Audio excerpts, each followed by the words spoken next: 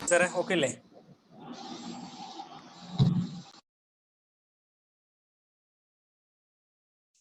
Dinesh sir കേൾക്കുന്നില്ലേ? റെഡിയാ okay ആണ് സാർ. Thank you. ഓക്കെ.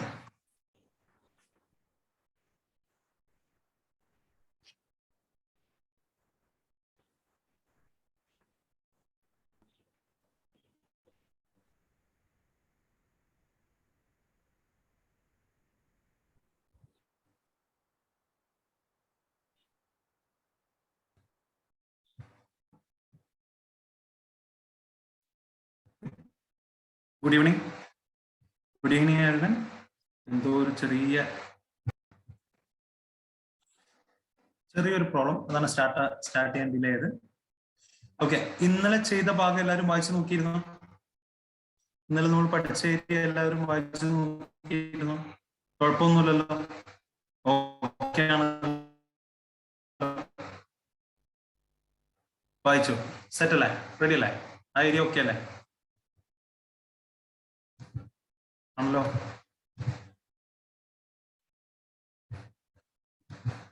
അപ്പോ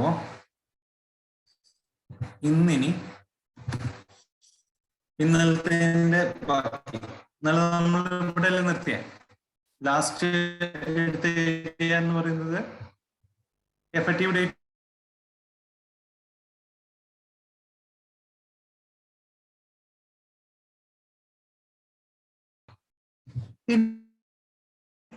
സൗണ്ട് ഇന്നും പ്രശ്നമാണ്. വെയിറ്റ് ശരി.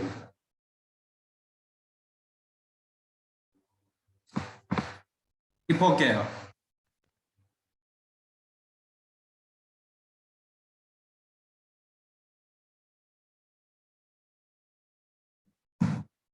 ഓക്കെ ആണോ?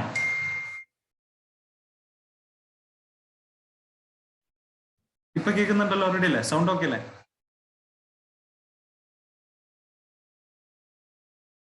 ഓക്കെ. അപ്പോ ആധാർ ഒതന്റിക്കേഷൻ മുമ്പ് ഉണ്ടായിരുന്നില്ല, പിന്നീട് ആധാർ ഒതന്റിക്കേഷൻ കൊണ്ടുവന്നു. എന്തിനാണ് ആധാർ ഒതന്റിക്കേഷൻ കൊണ്ടുവരിക? സാധാരണ എന്തിനാണ് ആധാർ? ഒന്നും കൂടെ ഒരു ഒതന്റിസിറ്റിക്ക് അല്ലെ, ഒരു ജെന്യുവൻ കേസസ് ആണോ അല്ലേ എന്ന് അറിയാൻ വേണ്ടിയിട്ടാണ് നമ്മൾ എന്ത് ചെയ്യുന്നത്? ആധാർ ഒതന്റിക്കേഷൻ നിർബന്ധമാക്കിയത്.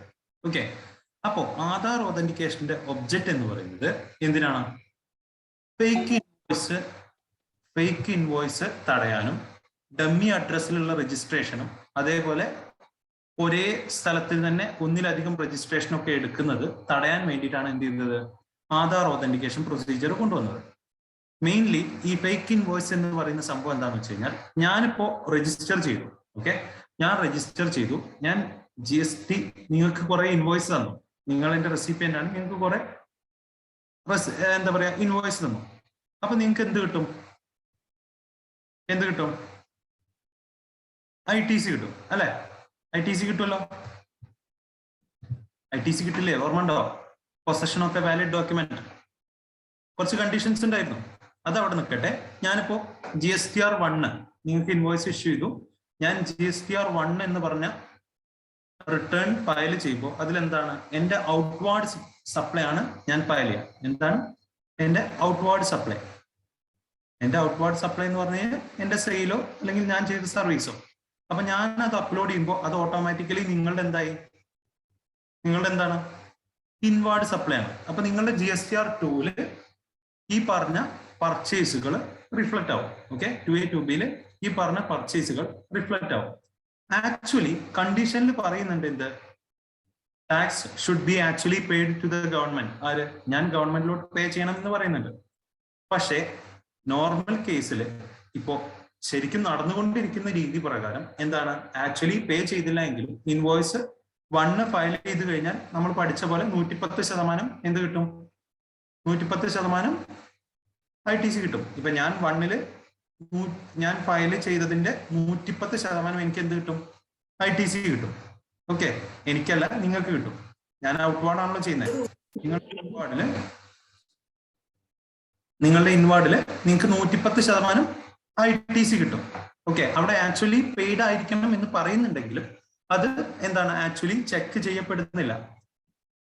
അപ്പൊ ഇങ്ങനെ ഫേക്ക് ഇൻവോയ്സസ് ഒരുപാട് ഉണ്ടാവുമ്പോൾ ഗവൺമെന്റിന് എന്ത് സംഭവിക്കും? ഓട്ടോമാറ്റിക്കായിട്ട് ഇങ്ങനെ ഫേക്ക് രജിസ്ട്രേഷൻ എടുത്തു, കുറെ ഇൻവോയ്സ് തന്നു, അപ്പൊ നിങ്ങൾക്ക് കുറെ ITC കിട്ടുന്നു, അപ്പൊ ഗവൺമെന്റിന് റവന്യൂല് കുറയുന്നില്ലേ? ഈ ITC തരിക എന്ന് പറഞ്ഞു കഴിഞ്ഞാൽ റവന്യൂ കുറയുക തന്നെ അല്ലേ? ഗവൺമെന്റിന് കിട്ടേണ്ടതാണല്ലോ ഈ കുറയ്ക്കുന്നത്, അല്ലെ? പിന്നീട് അവിടെ കിട്ടുന്നുണ്ടോ? ആക്ച്വലി ഞാൻ സപ്ലയർ, ഞാൻ ആക്ച്വലി ഗവൺമെന്റിലോട്ട് പേ ചെയ്യുന്ന എമൗണ്ട് ആണല്ലോ നിങ്ങൾക്ക് എന്ത് തരേണ്ടത്? ITC തരേണ്ടത്. ഞാൻ അവിടെ പേ ചെയ്യുന്നില്ല എങ്കിലോ ഗവൺമെന്റിന് നഷ്ടല്ലേ? മനസ്സിലാവുന്നുണ്ടോ? കാര്യം മനസ്സിലായോ?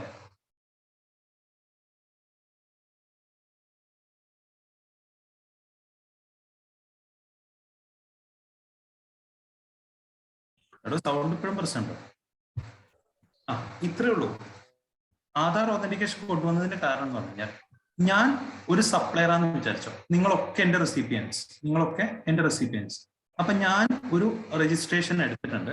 ഓക്കെ, ഞാനൊരു ഫേക്ക് രജിസ്ട്രേഷൻ എടുത്തിട്ടുണ്ടെന്ന് വിചാരിച്ചോ. ഞാനൊരു രജിസ്ട്രേഷൻ എടുത്തിട്ടുണ്ട്, അത് ആക്ച്വലി ഫേക്ക് ആണ്. പക്ഷെ എന്താണ്, ഞാൻ രജിസ്ട്രേഷൻ എടുത്തു, നിങ്ങൾക്ക് ഇൻവോയ്സ് തന്നു. ഓക്കെ, എന്റെ രജിസ്ട്രേഷൻ നമ്പർ പ്രകാരം ഞാൻ നിങ്ങൾക്ക് ഇൻവോയ്സസ് ഇഷ്യൂ ചെയ്തു. അപ്പൊ നിങ്ങൾക്ക് എന്ത് കിട്ടും? ഈ ഇൻവോയ്സിന്റെ GST എമൗണ്ട് നിങ്ങൾക്ക് എന്ത് കിട്ടും?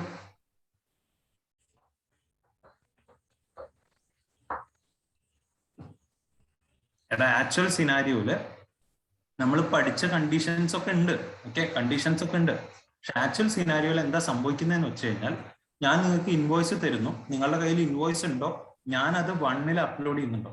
GSTR 1, 2, 3 എന്ന് പറയുന്നത് 1 എന്റെ ഔട്ട്വേർഡ് സപ്ലൈ, 2 നിങ്ങളുടെ ഇൻവേർഡ് സപ്ലൈ, 3 നെറ്റ് നമ്മൾ സമ്മപ്പ് ചെയ്തുകൊണ്ടുള്ള ഔട്ട്വേർഡ് മൈനസ് ഇൻവേർഡ് ഒക്കെ ചെയ്ത് കഴിഞ്ഞ് നമ്മൾ ഫൈനൽ എത്ര പേ ചെയ്യേണ്ടത് എന്നുള്ള റിട്ടേൺ ആണ് GSTR 3B. ഓക്കെ, തൽക്കാലം 3B ആണ്. അപ്പോ ആക്ച്വൽ സിനാരിയോയിൽ ഇപ്പൊ എന്താ സംഭവിക്കുന്നതെന്ന് വെച്ച് കഴിഞ്ഞാൽ, ഞാൻ രജിസ്ട്രേഷൻ ഫേക്ക് ആയിട്ട് എടുത്തിട്ടുണ്ടാവും, അല്ലെങ്കിൽ ഒറിജിനലി ഒരു അഡ്രസ് ഇല്ലാത്ത സ്ഥലത്തിന്റെ മുകളിലൊക്കെ ഞാൻ എന്ത് ചെയ്തു, രജിസ്ട്രേഷൻ എടുത്തിട്ടുണ്ടെന്ന് വിചാരിച്ചോ, ഫേക്ക് രജിസ്ട്രേഷൻ. എന്നിട്ട് ഞാൻ നിങ്ങൾക്ക് ഇൻവോയ്സ് ഇഷ്യൂ ചെയ്തു, ഞാൻ GSTR 1 ഫയൽ ചെയ്തു. പക്ഷെ ഞാൻ 3B ഒന്നും ചെയ്തില്ല, ആക്ച്വൽ പേയ്മെന്റ് ഒന്നും ഗവൺമെന്റിലോട്ട് നടത്തിയില്ല. പക്ഷെ 1 ഫയൽ ചെയ്താൽ തന്നെ നിങ്ങൾക്ക് എന്ത് കിട്ടും? കണ്ടീഷൻ അവിടെ നിൽക്കട്ടെ, കണ്ടീഷൻ ആക്ച്വലി ചെക്ക് ചെയ്യപ്പെടുന്നില്ല. ആക്ച്വലി ആ കണ്ടീഷൻ ഉണ്ടെങ്കിൽ മാത്രമേ ITC കിട്ടുള്ളൂ എന്ന് പറയപ്പെടുന്നുണ്ട്. പക്ഷേ ഞാൻ ആക്ച്വലി ഈ ഔട്ട്വേർഡ് സപ്ലൈയുടെ മുകളിൽ നിങ്ങളുടെ കയ്യിൽ നിന്ന് ടാക്സ് കളക്ട് ചെയ്തു, ഞാനത് ഗവൺമെന്റിലോട്ട് അടച്ചില്ല. പക്ഷെ ഞാനത് 1 അപ്ലോഡ് ചെയ്തിട്ടുണ്ടെങ്കിൽ നിങ്ങൾക്ക് അതിന്റെ മുകളിൽ ITC കിട്ടും. അപ്പൊ ആക്ച്വലി ഇത് ഗവൺമെന്റിന് നഷ്ടല്ലേ?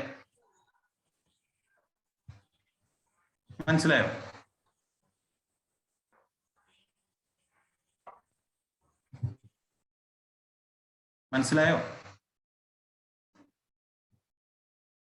അപ്പോ അങ്ങനത്തെ ഈ ഫേക്ക് ആയിട്ടുള്ള അഡ്രസ്സിന്റെ മുകളിലുള്ള രജിസ്ട്രേഷൻ, അതേപോലെ ഫേക്ക് ആയിട്ടുള്ള ഇൻവോയ്സ് ഇഷ്യൂ ചെയ്യുന്നത്, അതേപോലെ ഒരേ സ്ഥലത്തിന് മുകളിൽ തന്നെ ഒന്നിലധികം രജിസ്ട്രേഷൻ ചെയ്യുന്നത്, ഇതൊക്കെ തടയാൻ വേണ്ടിയിട്ട് ഒന്നും കൂടെ ഒരു ജെന്യൂനിറ്റിക്ക് വേണ്ടിയിട്ട്, ഒരു ഓതന്റിസിറ്റിക്ക് വേണ്ടിയിട്ട് എന്ത് ചെയ്തു, ആധാർ ഓതന്റിക്കേഷൻ കൊണ്ടുവന്നു. അപ്പൊ ആരുടെ പേരിലാണ് ഇത് രജിസ്റ്റർ ചെയ്യുന്നത് ഒന്നും കൂടെ നമുക്ക് എന്തായി ക്ലിയർ ആയിട്ട് അറിയാം.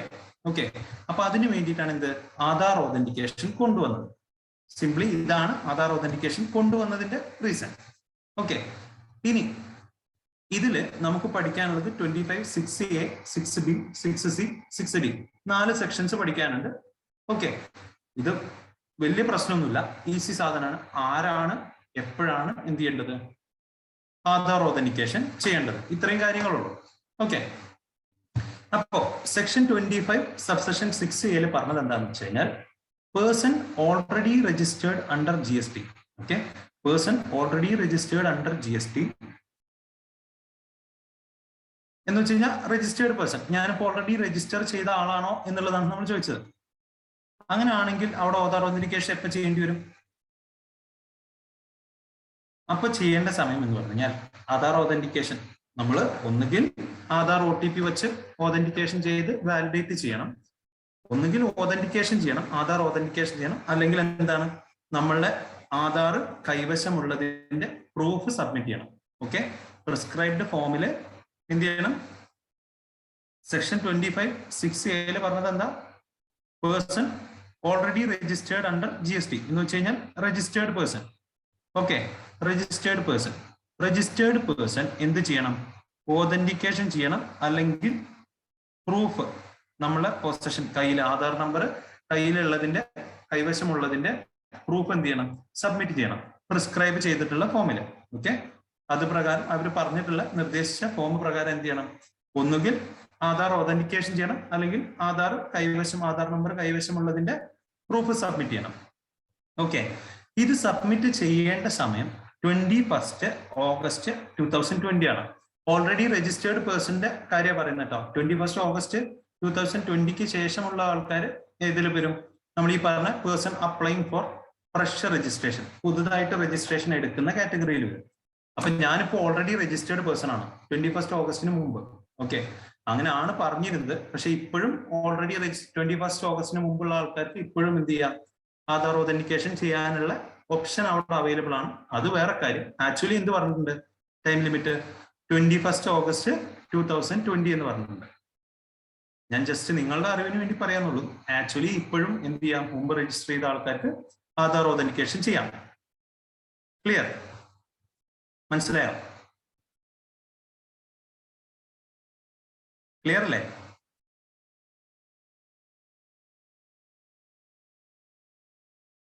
ഓക്കെ, അപ്പോ ഞാൻ ഓൾറെഡി രജിസ്റ്റേർഡ് പേഴ്സൺ ആണെങ്കിൽ ഞാൻ ഒന്നുകിൽ ഓതന്റിക്കേഷൻ ചെയ്യണം, അല്ലെങ്കിൽ എന്റെ കയ്യിൽ ആധാർ നമ്പറിന്റെ പൊസഷന്റെ എന്ത് ചെയ്യണം? പ്രൂഫ് ഞാൻ പ്രിസ്ക്രൈബ്ഡ് ഫോമിൽ സബ്മിറ്റ് ചെയ്യണം. ഓക്കെ, ഇനി നമുക്ക് പഠിക്കാനുള്ളത്, ഞാൻ രജിസ്റ്റേർഡ് പേഴ്സൺ അല്ല, ഇനി പുതുതായിട്ട് രജിസ്ട്രേഷൻ എടുക്കാൻ പോവാണ്. 21 ഓഗസ്റ്റിന് ശേഷം പുതുതായിട്ട് രജിസ്ട്രേഷൻ എടുക്കാൻ പോവാണെങ്കിൽ ഞാൻ എന്ത് ചെയ്യണം?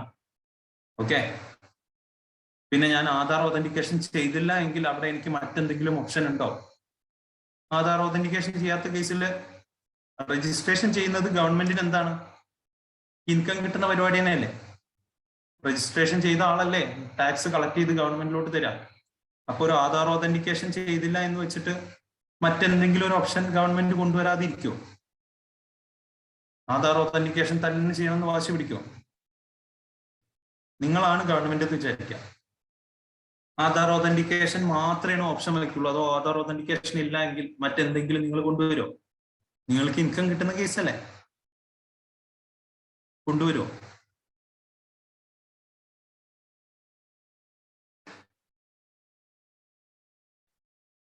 കൊണ്ടുവരല്ലേ?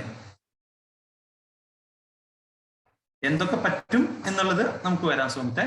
അപ്പൊ എന്തായാലും നിങ്ങൾ കൊണ്ടുവരുമല്ലോ, നമുക്ക് അതിലോട്ട് വരാം. ഓക്കെ, ഇനി നമ്മൾ ഈ പറഞ്ഞ സമയത്തിനുള്ളിൽ ഇത് ചെയ്തില്ല എങ്കിൽ, ഓക്കെ, ഫെയിലിയർ എന്ത്? ഞാൻ ഈ 21 ഓഗസ്റ്റിനുള്ളിൽ ആധാർ ഓതന്റിക്കേഷൻ അല്ലെങ്കിൽ പ്രൂഫ് പ്രിസ്ക്രൈബ്ഡ് ഫോമിൽ സബ്മിറ്റ് ചെയ്തില്ല എങ്കിൽ അവിടെ കോൺസിക്വൻസസ് എന്താണെന്നാണ്. ആക്ച്വൽ സിനാരിയോയിൽ ഇപ്പോഴും ഒരു പ്രശ്നവും ഇല്ല. പക്ഷെ നമ്മൾ പഠിക്കുമ്പോൾ എന്താണ്? ഫെയിലിയർ സംഭവിച്ചു കഴിഞ്ഞാൽ അവിടെ കോൺസിക്വൻസസ് എന്ന് പറഞ്ഞു കഴിഞ്ഞാൽ, എനിക്ക് തന്ന രജിസ്ട്രേഷൻ ഉണ്ടല്ലോ, ഞാൻ ഓൾറെഡി രജിസ്റ്റേർഡ് പേഴ്സൺ ആണല്ലോ, ഞാൻ ആധാർ ഓതന്റിക്കേഷൻ പറഞ്ഞ സമയത്തിനുള്ളിൽ ചെയ്തിട്ടില്ല എങ്കിൽ എന്റെ രജിസ്ട്രേഷൻ എന്തായിരിക്കും? ഇൻവാലിഡ് ആയിട്ട് ട്രീറ്റ് ചെയ്യും. ഇൻവാലിഡ് ആയിട്ട് ട്രീറ്റ് ചെയ്യും. പിന്നെന്താണ്? ഈ ആക്ടിലെ മറ്റു പ്രൊവിഷൻ എന്താണ്? ഞാൻ രജിസ്ട്രേഷൻ എടുക്കാത്ത ആളാണെങ്കിൽ, എനിക്ക് രജിസ്ട്രേഷൻ ഇല്ലാത്ത ആളാണെങ്കിൽ, സച്ച് പേഴ്സൺ എനിക്ക് രജിസ്ട്രേഷൻ ഇല്ലാത്ത ആളാണെങ്കിൽ എന്തൊക്കെ പ്രൊവിഷൻസ് ആണോ എനിക്ക് അപ്ലിക്കബിൾ ആവുക എന്ന് വെച്ച് കഴിഞ്ഞാൽ, രജിസ്ട്രേഷൻ എടുക്കാത്ത ആൾക്ക് ചെയ്യാൻ പറ്റാത്തതൊന്നും എനിക്ക് ചെയ്യാൻ പറ്റില്ല. ഈവൻ ഇഫ് ഞാൻ രജിസ്റ്റേർഡ് ആണെങ്കിൽ എന്റെ രജിസ്ട്രേഷൻ എന്താണ്? ഇൻവാലിഡ് ആയിട്ട് ട്രീറ്റ് ചെയ്യും. ഞാൻ ആധാർ ഓതന്റിക്കേഷൻ സമയത്തിനുള്ളിൽ ചെയ്തിട്ടില്ല എങ്കിൽ ഞാൻ എടുത്ത രജിസ്ട്രേഷൻ ഇൻവാലിഡ് ആയിട്ട് ട്രീറ്റ് ചെയ്യും. ഓക്കെ, ഇൻവാലിഡ് ആയിട്ട് ട്രീറ്റ് ചെയ്യും. ഈ ട്രീറ്റ് ചെയ്യുന്നതിനോടൊപ്പം തന്നെ എന്തും കൂടെ അപ്ലൈ ചെയ്യും. ഇത് ഇൻവാലിഡ് ആയി കഴിഞ്ഞാൽ രജിസ്റ്റേർഡ് അല്ലാത്ത ആൾക്കാർക്ക് അപ്ലിക്കബിൾ ആവുന്ന എല്ലാ പ്രൊവിഷൻസും എനിക്ക് അപ്ലിക്കബിൾ അല്ലേ? ഞാൻ രജിസ്ട്രേഷൻ ചെയ്യാത്ത ആളായിട്ട് കണക്കാക്കും എന്ന് പറഞ്ഞു കഴിഞ്ഞാൽ രജിസ്റ്റർ ചെയ്ത ആൾക്കാരുടെ എന്തെങ്കിലും അഡ്വാൻറ്റേജോ ബെനിഫിറ്റോ എനിക്ക് കിട്ടുമോ? ടാക്സ് കളക്ട് ചെയ്യാൻ പാടില്ല, ITC കിട്ടില്ല, അങ്ങനെ എല്ലാം അപ്ലിക്കബിൾ ആയിരിക്കും. ഓക്കെ, രജിസ്ട്രേഷൻ ഇല്ലാത്ത ആളെ സംബന്ധിച്ച് എന്തൊക്കെ പ്രൊവിഷൻസ് ആണോ അപ്ലിക്കബിൾ ആയിട്ടുള്ളത് അതെല്ലാം ആർക്ക് ബാധകമായിരിക്കും? രജിസ്റ്റേർഡ് പേഴ്സൺ സമയത്തിനുള്ളിൽ ആധാർ ഓതന്റിക്കേഷൻ ചെയ്തിട്ടില്ല എങ്കിൽ. ഓക്കെ, ഇത് ടെസ്റ്റിൽ തിയറി ആയിട്ട് ഇങ്ങനെ ലാസ്റ്റ് അമെന്റ്മെന്റ് ആയതുകൊണ്ട് ലാസ്റ്റ് വലിയൊരു ബോക്സിൽ തിയറി ആയിട്ടുണ്ടാവും കേട്ടോ. ഓക്കെ, ടെസ്റ്റിൽ ഇത് ഡീറ്റെയിൽ ആയിട്ട് ഉണ്ടായിക്കോളും. എല്ലാം ഡീറ്റെയിൽ ആയിട്ടുണ്ട്, പക്ഷെ ഇങ്ങനെ ആയിരിക്കില്ല എന്ന് മാത്രം. എല്ലാം തിയറി ആയിരിക്കും, വായിച്ചു നോക്കിയാൽ കത്തും. ഓക്കെ. അപ്പോ ഇപ്പൊ ഞാൻ എന്താ പറഞ്ഞത്, ഓൾറെഡി രജിസ്റ്റേർഡ് പേഴ്സൺ ആയിരുന്നു കേട്ടോ. ഞാൻ രജിസ്റ്റേർഡ് പേഴ്സൺ ആയിരുന്നു. ഇനി എന്താ, എനിക്ക് രജിസ്ട്രേഷൻ എടുക്കണം. അപ്പൊ ഞാനൊരു ഇൻഡിവിജ്വൽ ആണെങ്കിൽ, ഞാനൊരു ഇൻഡിവിജ്വൽ സോൾ പ്രൊപ്പറേറ്റർഷിപ്പ് ആണെന്ന് വിചാരിച്ചോ. ഞാൻ സ്വന്തമായിട്ട് ഒരു ബിസിനസ് നടത്താണ്, ഞാൻ സ്വന്തമായിട്ട് സപ്ലൈ ചെയ്യുന്ന ആളാണ്. അങ്ങനെയാണെങ്കിൽ ഓതന്റിക്കേഷൻ ആരായിരിക്കും എടുക്കേണ്ടി വരിക? ഒരാളുള്ളെങ്കിൽ ആരായിരിക്കും എടുക്കേണ്ടി വരിക? ആരായിരിക്കൂടാ? ഞാൻ ഇൻഡിവിജ്വൽ ആണെങ്കിൽ ആരായിരിക്കും അവിടെ ആധാർ ഓതന്റിക്കേഷൻ എടുക്കേണ്ടി വരിക?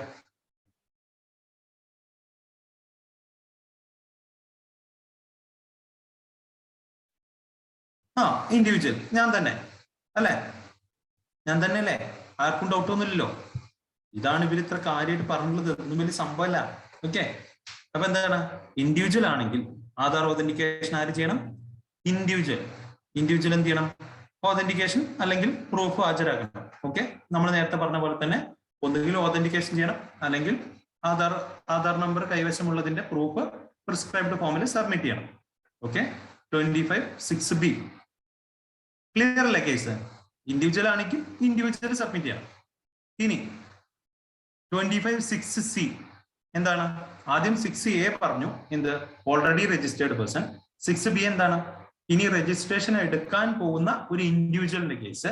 ഇനി 6C എന്ന് പറഞ്ഞു കഴിഞ്ഞാൽ ഇൻഡിവിജ്വൽ അല്ലാത്ത ബാക്കിയുള്ള ആൾക്കാർ രജിസ്ട്രേഷൻ പുതുതായിട്ട് എടുക്കുമ്പോൾ അവര് എന്താണ് ആധാർ ഓതന്റിക്കേഷനുമായി ബന്ധപ്പെട്ട് ചെയ്യേണ്ടത്, അല്ലെ? ആരാണ് ആധാർ ഓതന്റിക്കേഷൻ ചെയ്യേണ്ടത് എന്നുള്ളതാണ്. ഓക്കെ. അപ്പോ authentication such person shall undergo. ആര്? Every person other than individual അല്ലാത്ത ബാക്കിയുള്ള ആൾക്കാരാണ്. സച്ച് പേഴ്സൺ എന്ത് ചെയ്യണം? ഓതന്റിക്കേഷൻ അല്ലെങ്കിൽ പ്രൂഫ് ഹാജരാക്കണം. ഇനി ഓരോ കേസിലും ആരാ? HUFന്റെ കേസിൽ ആരായിരിക്കും നോർമലി? ആരായിരിക്കും? ആരുടെ ആധാറായിരിക്കും ഓതന്റിക്കേഷൻ ചെയ്യേണ്ടി വരിക? ഇതൊക്കെ ജനറൽ കേസായിട്ട് നിങ്ങൾ ആലോചിച്ച് നോക്കിയേ. HUFന്റെ കേസിൽ ആരായിരിക്കും ആധാർ ഓതന്റിക്കേഷൻ ചെയ്യേണ്ടി വരിക? കർത്ത കേട്ടിട്ടില്ലേ? കർത്ത ഓർമ്മ ഉണ്ടല്ലോ. അപ്പോ HUFന്റെ കേസിലെ കർത്തയാണ് ആധാർ ഓതന്റിക്കേഷൻ ചെയ്യേണ്ടത്. ഓക്കെ. ഇനി ഇതൊക്കെ പറഞ്ഞു കഴിഞ്ഞിട്ട് 6D എന്താണ്? ഇതില് കുറച്ച് പേര് ചെയ്യേണ്ട എന്നുള്ളതാണ്. ഓക്കെ. എന്നാലും നമുക്ക് ഇതിങ്ങനെ തന്നെ പഠിച്ചേ പറ്റുള്ളൂ. ഓക്കെ. അപ്പൊ കർത്ത എന്ത് ചെയ്യണം? HUFന്റെ കേസിൽ കർത്ത ആധാർ ഓതന്റിക്കേഷൻ ചെയ്യണം. കമ്പനിയുടെ കേസിൽ ആരാ? MD, managing director. Okay. MD ചെയ്യണം. പുറമെ ആര് ചെയ്യണം? കമ്പനിയുടെ കേസിൽ ഹോൾ ടൈം ഡയറക്ടർ ഉണ്ടെങ്കിൽ അയാൾ എന്ത് ചെയ്യണം? ആധാർ ഓതന്റിക്കേഷൻ ചെയ്യണം.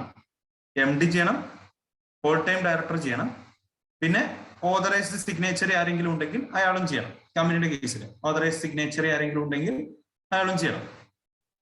ഇനി member of managing committee, AOP, association of പേഴ്സൺസിന്റെ കേസിലെ മാനേജിംഗ് കമ്മിറ്റിയുടെ മെമ്പർ ആരാണോ അയാൾ എന്ത് ചെയ്യണം? ആധാർ ഓതന്റിക്കേഷൻ ചെയ്യണം. ട്രസ്റ്റിന്റെ കേസിൽ ബോർഡ് ഓഫ് ട്രസ്റ്റീസ്, ട്രസ്റ്റിയുടെ ബോർഡ്, അയാൾ എന്ത് ചെയ്യണം? രജിസ്ട്രേഷൻ ആധാർ ഓതന്റിക്കേഷൻ ചെയ്യണം. പിന്നെ ഓതറൈസ്ഡ് റെപ്രസെന്റേറ്റീവ്, ഓതറൈസ്ഡ് സിഗ്നേച്ചറി, പിന്നെ notified person by central government. Central government notify ചെയ്തിട്ടുള്ള ആൾക്കാരും എന്ത് ചെയ്യണം? ആധാർ ഓതന്റിക്കേഷൻ ചെയ്യണം. ക്ലിയർ അല്ലേ?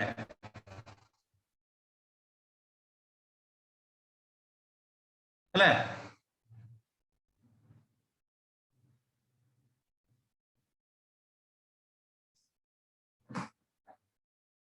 ഇനി പറയേണ്ടതില്ലല്ലോ,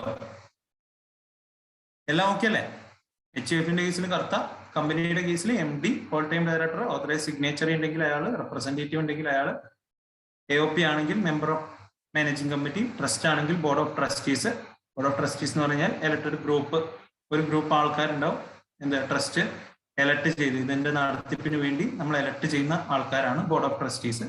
പിന്നെ സെൻട്രൽ ഗവൺമെന്റ് നോട്ടിഫൈ ചെയ്യുന്ന മറ്റാൾക്കാരും എന്ത് ചെയ്യണം? ആധാർ ഓതന്റിക്കേഷൻ ചെയ്യണമെന്നാണ് പറഞ്ഞത്. ക്ലിയർ അല്ലേ കേസ്? ഇവിടെ മനസ്സിലായെങ്കിൽ മനസ്സിലായി എന്ന് പറ, ഇല്ലെങ്കിൽ ഇനി പറയേണ്ടതാണെങ്കിൽ പറയാൻ പറ. ക്ലിയർ? ഇനി with registration application in order to be eligible for grant of registration. എന്താ പറഞ്ഞത്? നമ്മൾ ഈ ഓതന്റിക്കേഷൻ അല്ലെങ്കിൽ proof of position of Aadhaar number എന്ത് ചെയ്യണം? രജിസ്ട്രേഷന്റെ അപ്ലിക്കേഷന്റെ കൂടെ തന്നെ ചെയ്യണം എന്നാണ് പറഞ്ഞത്. നമുക്ക് രജിസ്ട്രേഷൻ കിട്ടാൻ വേണ്ടിയിട്ട് നമ്മൾ രജിസ്ട്രേഷന്റെ അപ്ലിക്കേഷന്റെ കൂടെ തന്നെ എന്ത് ചെയ്യണം? ഓതന്റിക്കേഷനും ചെയ്യണം. ഇത്രേ ഉള്ളൂ. ഇനി ഇതിനും എന്താണ്, ഈ സംഭവം ചെയ്തില്ല എങ്കിൽ എന്തെങ്കിലും ഒരു, നമ്മൾ നേരത്തെ പറഞ്ഞ പോലെ എന്തെങ്കിലും ഒരു മെത്തേഡ് ഉണ്ടാവില്ലേ?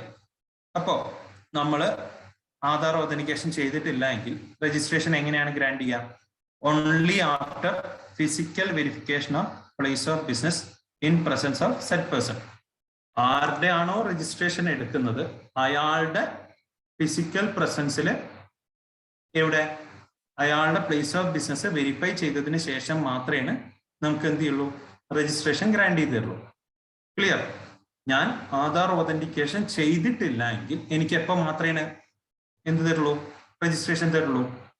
എന്റെ പ്രസൻസിൽ എന്റെ place of business physically officers verify ചെയ്തതിന് ശേഷം മാത്രമേ നമുക്ക് എന്ത് ചെയ്തു തരുള്ളൂ?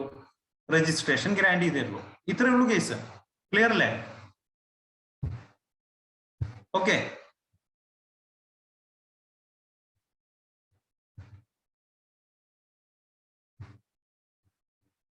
ഇനി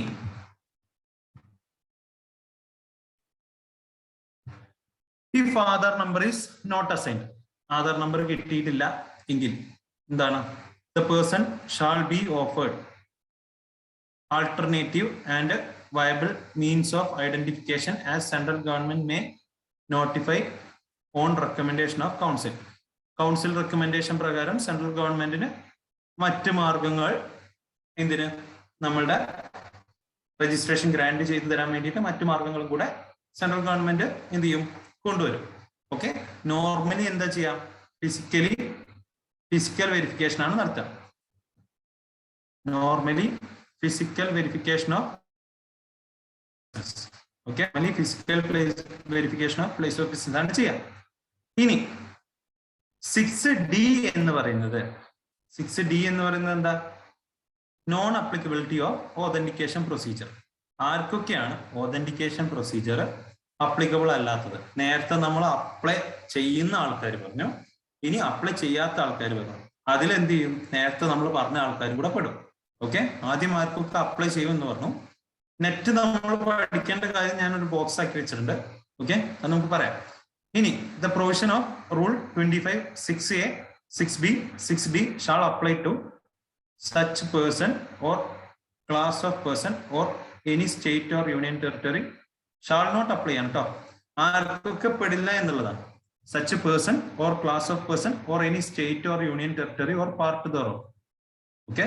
ഗവൺമെന്റ് കൗൺസിലിന്റെ റെക്കമെൻഡേഷൻ പ്രകാരം നോട്ടിഫിക്കേഷനിൽ പറഞ്ഞിട്ടുള്ള ആൾക്കാർ, അല്ലെങ്കിൽ ഒരു കാറ്റഗറി ആൾക്കാർ, അല്ലെങ്കിൽ ഒരു സ്റ്റേറ്റ്, അല്ലെങ്കിൽ ഒരു യൂണിയൻ ടെറിട്ടറി, അല്ലെങ്കിൽ ഏതെങ്കിലും ഒരു ഭാഗം ആധാർ ഓതന്റിക്കേഷൻ ചെയ്യേണ്ട എന്ന് ഗവൺമെന്റ് കൗൺസിൽ റെക്കമെൻഡേഷൻ പ്രകാരം നോട്ടിഫിക്കേഷനിൽ പറഞ്ഞിട്ടുണ്ടെങ്കിൽ അവരെന്ത് ചെയ്യണ്ട?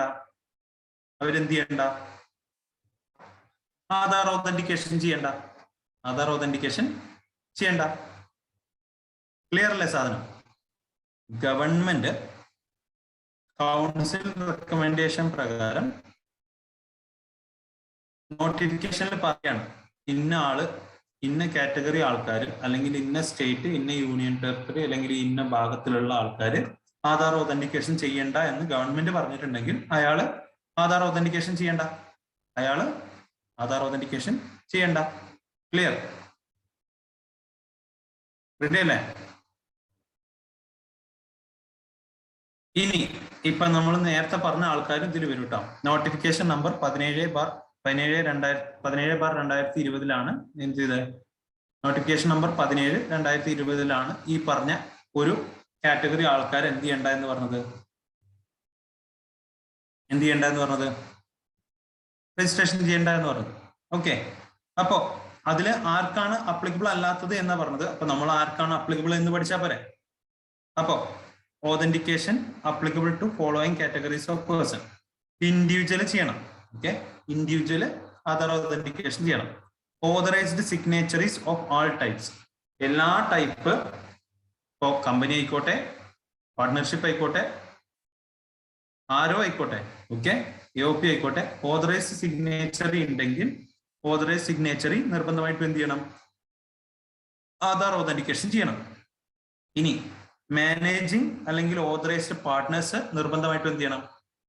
ആധാർ ഓതന്റിക്കേഷൻ ചെയ്യണം. ചെയ്യേണ്ട ആൾക്കാരെ പറയുന്നട്ടോ, ഇത്രയും ആൾക്കാർ ചെയ്താൽ മതിയെ. ഓക്കെ, നെറ്റ് ഇത്രയും ആൾക്കാർ ചെയ്താൽ മതിയെ. ഓർക്കുക, ഇൻഡിവിജ്വൽ ചെയ്യണം, ഇൻഡിവിജ്വൽ ചെയ്യണം. ഓതറൈസ്ഡ് സിഗ്നേച്ചറീസ് എല്ലാവരും ചെയ്യണം, ഓതറൈസ്ഡ് സിഗ്നേച്ചറീസ് എല്ലാവരും ചെയ്യണം. മാനേജിങ് ഓർ ഓതറൈസ്ഡ് പാർട്ട്നേഴ്സ് ചെയ്യണം. പിന്നെ HUFന്റെ കേസിൽ കർത്ത ചെയ്യണം. അപ്പൊ ആരൊക്കെയാണ് ചെയ്യേണ്ടത്? Individual, authorised signatory, managing or authorised partners, karta. ഇത്രയും പേര് ചെയ്താൽ മതി. അപ്പൊ നോട്ടിഫിക്കേഷനിൽ എന്താ പറഞ്ഞത്? Authentication not applicable to following category of person. Indian citizen അല്ലാത്ത ആളും പിന്നെ all other class of person other than എന്ന് പറഞ്ഞിട്ട് ഈ ആൾക്കാരെ പറയുക ചെയ്തേ. മനസ്സിലായോ? Individual, authorised signatory, managing or authorised partners, karta അല്ലാത്ത മറ്റു ആൾക്കാരൊക്കെ എന്ത് ചെയ്യേണ്ടെന്ന് പറഞ്ഞു? ആധാർ ഓതന്റിക്കേഷൻ ചെയ്യേണ്ടെന്ന് പറഞ്ഞു. ഇന്ത്യൻ സിറ്റിസൺ അല്ലാത്ത ആളും അതേപോലെ individual, authorised signatory, managing or authorised partner, karta, ഇവരല്ലാത്ത ആൾക്കാരും എന്ത് ചെയ്യണ്ട? ആധാർ ഓതന്റിക്കേഷൻ ചെയ്യണ്ട. ക്ലിയർ അല്ലേ സാധനം? അപ്പോ MD ചെയ്യണ്ട, ഹോൾ ടൈം ഡയറക്ടർ ചെയ്യണ്ട, മെമ്പർ ഓഫ് മാനേജിംഗ് കമ്മിറ്റി ചെയ്യണ്ട, ബോർഡ് ഓഫ് ട്രസ്റ്റീസ് ചെയ്യണ്ട. ഓക്കെ, അതാണ് നോട്ടിഫിക്കേഷനിൽ പറഞ്ഞത്. ക്ലിയർ? നോട്ടിഫിക്കേഷനിൽ പറഞ്ഞത് ഇതാണ്. റെഡി അല്ലേ? റെഡി അല്ലേ?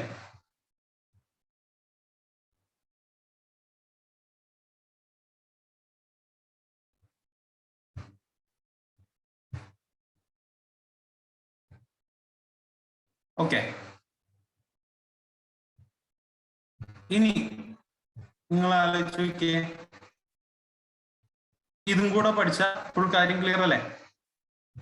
പ്രൊപ്പറേറ്റർഷിപ്പിന്റെ കേസിൽ ആരാണ് ആധാർ ഓതന്റിക്കേഷൻ ചെയ്യേണ്ടത്? ആരാണോ ആധാർ ഓതന്റിക്കേഷൻ ചെയ്യേണ്ടത്? ആരാടാ?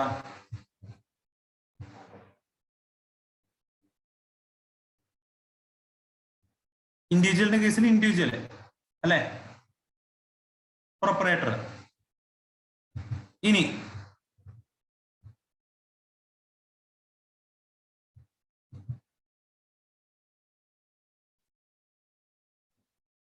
ഫേം അല്ലെങ്കിൽ ALP, സോറി, ഫേം അല്ലെങ്കിൽ LLP. ഫേം അല്ലെങ്കിൽ LLPയുടെ കേസിൽ ആരായിരിക്കും ചെയ്യേണ്ടിയില്ല? ഓതറൈസ്ഡ് സിഗ്നേച്ചർ ഉണ്ടെങ്കിൽ ആരൊക്കെ ചെയ്യണം? ആലോചിച്ച് നോക്കിയാൽ നേരത്തെ പറഞ്ഞില്ലേ, ഫേം അല്ലെങ്കിൽ LLP, മാനേജിംഗ് പാർട്ട്ണർ ഉണ്ട്, ഓതറൈസ്ഡ് പാർട്ട്ണർ ഉണ്ട്, അതർ പാർട്ട്നേഴ്സ് ഉണ്ട്. അതിൽ ഓതറൈസ്ഡ് സിഗ്നേച്ചർ ഇല്ല എങ്കിൽ ആരൊക്കെ ആയിരിക്കും ഓതന്റിക്കേഷൻ ചെയ്യേണ്ടി വരിക? നമ്മൾ നേരത്തെ പറഞ്ഞ പ്രകാരം ആരൊക്കെ ആയിരിക്കും? ഓതറൈസ്ഡ് സിഗ്നേച്ചർ ഇല്ല, ആരെങ്കിലും ചെയ്യണോ? ഫേം അല്ലെങ്കിൽ LLPയുടെ കേസില് മാനേജിംഗ് പാർട്ട്ണർ ഉണ്ട്, ഓതറൈസ്ഡ് പാർട്ട്ണർ ഉണ്ട്, അതർ പാർട്ട്നേഴ്സ് ഉണ്ട്. ഓതറൈസ്ഡ് സിഗ്നേച്ചർ ആരെയും വച്ചിട്ടില്ല എന്ന് വെച്ചിട്ടോ, ഓതറൈസ്ഡ് സിഗ്നേച്ചർ ഇല്ല എന്ന് വിചാരിച്ചോ, ആക്ച്വലി വയ്ക്കണം, വച്ചിട്ട് ഇല്ല എന്ന് വിചാരിച്ചോ. അപ്പൊ ആരെങ്കിലും ആധാർ ഓതന്റിക്കേഷൻ ചെയ്യണോ? ആലോചിച്ച് നോക്കിയേ, പറ. എന്താണോ ബുദ്ധിമുട്ട്? എന്താണ് പ്രശ്നം?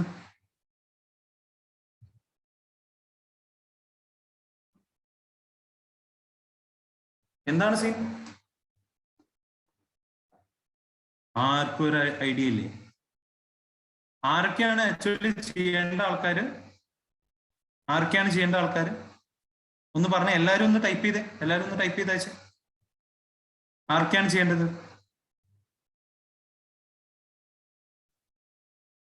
ആധാർ ഓതന്റിക്കേഷൻ ചെയ്യേണ്ട ആൾക്കാരാരാ? എടോ, ചെയ്യേണ്ട ആൾക്കാരെ പഠിച്ചു കഴിഞ്ഞാൽ ചെയ്യേണ്ടാത്ത ആൾക്കാർ ഓട്ടോമാറ്റിക് കിട്ടില്ലേ? ഇന്ത്യൻ സിറ്റിസൺ അല്ലാത്ത ആൾക്കാരും പിന്നെ ഈ പറഞ്ഞ 4 ആളല്ലാത്ത ആൾക്കാർ എന്ന് പറയുമ്പോൾ മഞ്ജു ഇൻഡിവിജ്വൽ, എല്ലാരും ഒന്ന് ഇൻഡിവിജ്വൽ, പിന്നെ കർത്ത,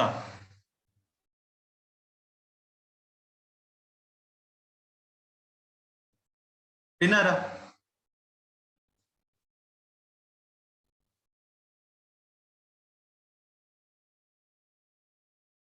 അഭിജിത്തെ ഓതറൈസ്ഡ് സിഗ്നേച്ചറി അല്ലെ? ഓക്കെ, സമ്മതിച്ചു. പിന്നെ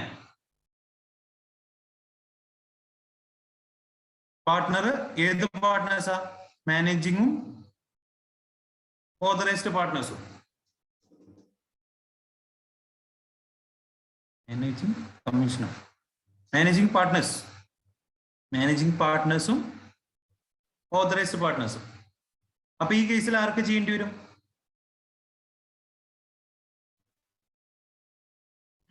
ഫേം അല്ലെങ്കിൽ LLP ആണ്.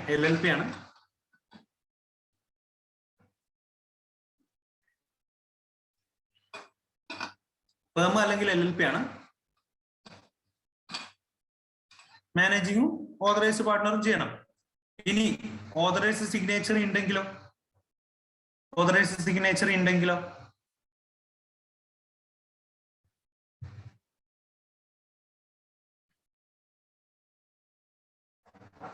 ഉണ്ടെങ്കിലും ഇവര് മാത്രം ചെയ്താൽ മതിയോ? ഈ രണ്ടാൾ ചെയ്താൽ മതിയോ? അതോ ഇനി ആരെങ്കിലും ചെയ്യേണ്ടതുണ്ടോ? ഓതറൈസ്ഡ് സിഗ്നേച്ചറിങ് കൂടെ ചെയ്യണം. ഇത്രേ ഉള്ളൂ. ഓക്കെ, മൊത്തം സെക്ഷൻ ആകെ ഇത്രേ ഉള്ളൂ. ആലോചിക്കുക, ഈ ഒരു സംഭവം ആലോചിച്ചാൽ മതി. ഇനി HUFന്റെ കേസിൽ കറുത്തുണ്ട്, ഓതറൈസ്ഡ് സിഗ്നേച്ചർ ഇല്ല എങ്കിൽ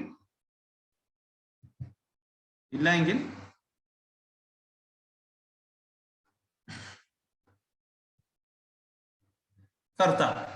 ഇനി കറുത്തുണ്ട്, ഓതറൈസ്ഡ് സിഗ്നേച്ചറിങ് കൂടെ ഉണ്ടെങ്കിൽ ആര് ചെയ്യണം?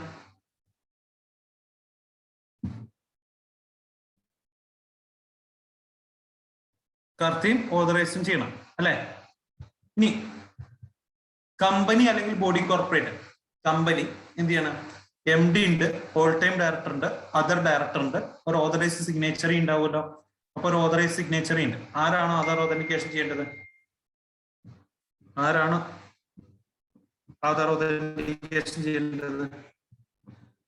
ഓതറൈസ്ഡ് മാത്രം ചെയ്താൽ മതിയോ? MD ചെയ്യണ്ട? ഓൾ ടൈം ഡയറക്ടർ ചെയ്യണ്ട? അതർ ഡയറക്ടർ ചെയ്യണ്ട?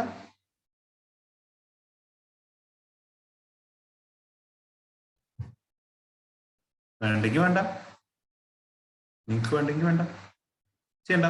ഇനി AOP അല്ലെങ്കിൽ BOIയുടെ കേസിൽ മെമ്പർ ഓഫ് മാനേജിംഗ് കമ്മിറ്റി ഉണ്ട്, ഓതറൈസ്ഡ് സിഗ്നേച്ചർ ഉണ്ടാവും.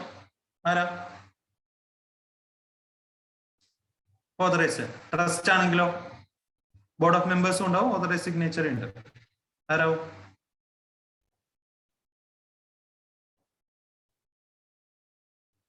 ഓതറൈസ്ഡ് അല്ലേ? ഇത്രയുള്ളൂ കേസ്. ഇനി നോക്കിക്കോ, ഒന്ന് ഓടിച്ചു നോക്കിയേ ഉള്ള സാധനം.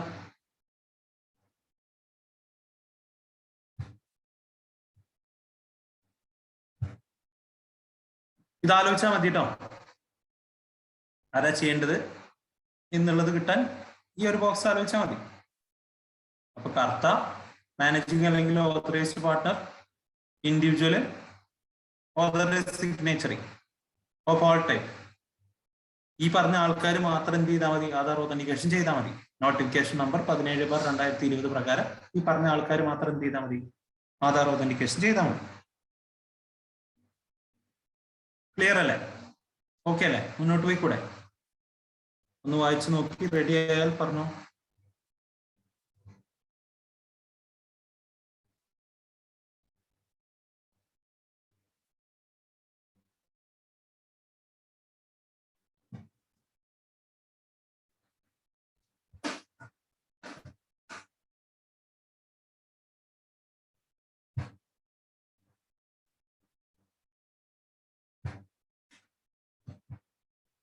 ഇനി പ്രൊസീജിയർ, ഇത് ഇമ്പോർട്ടൻ്റ് ആട്ടോ.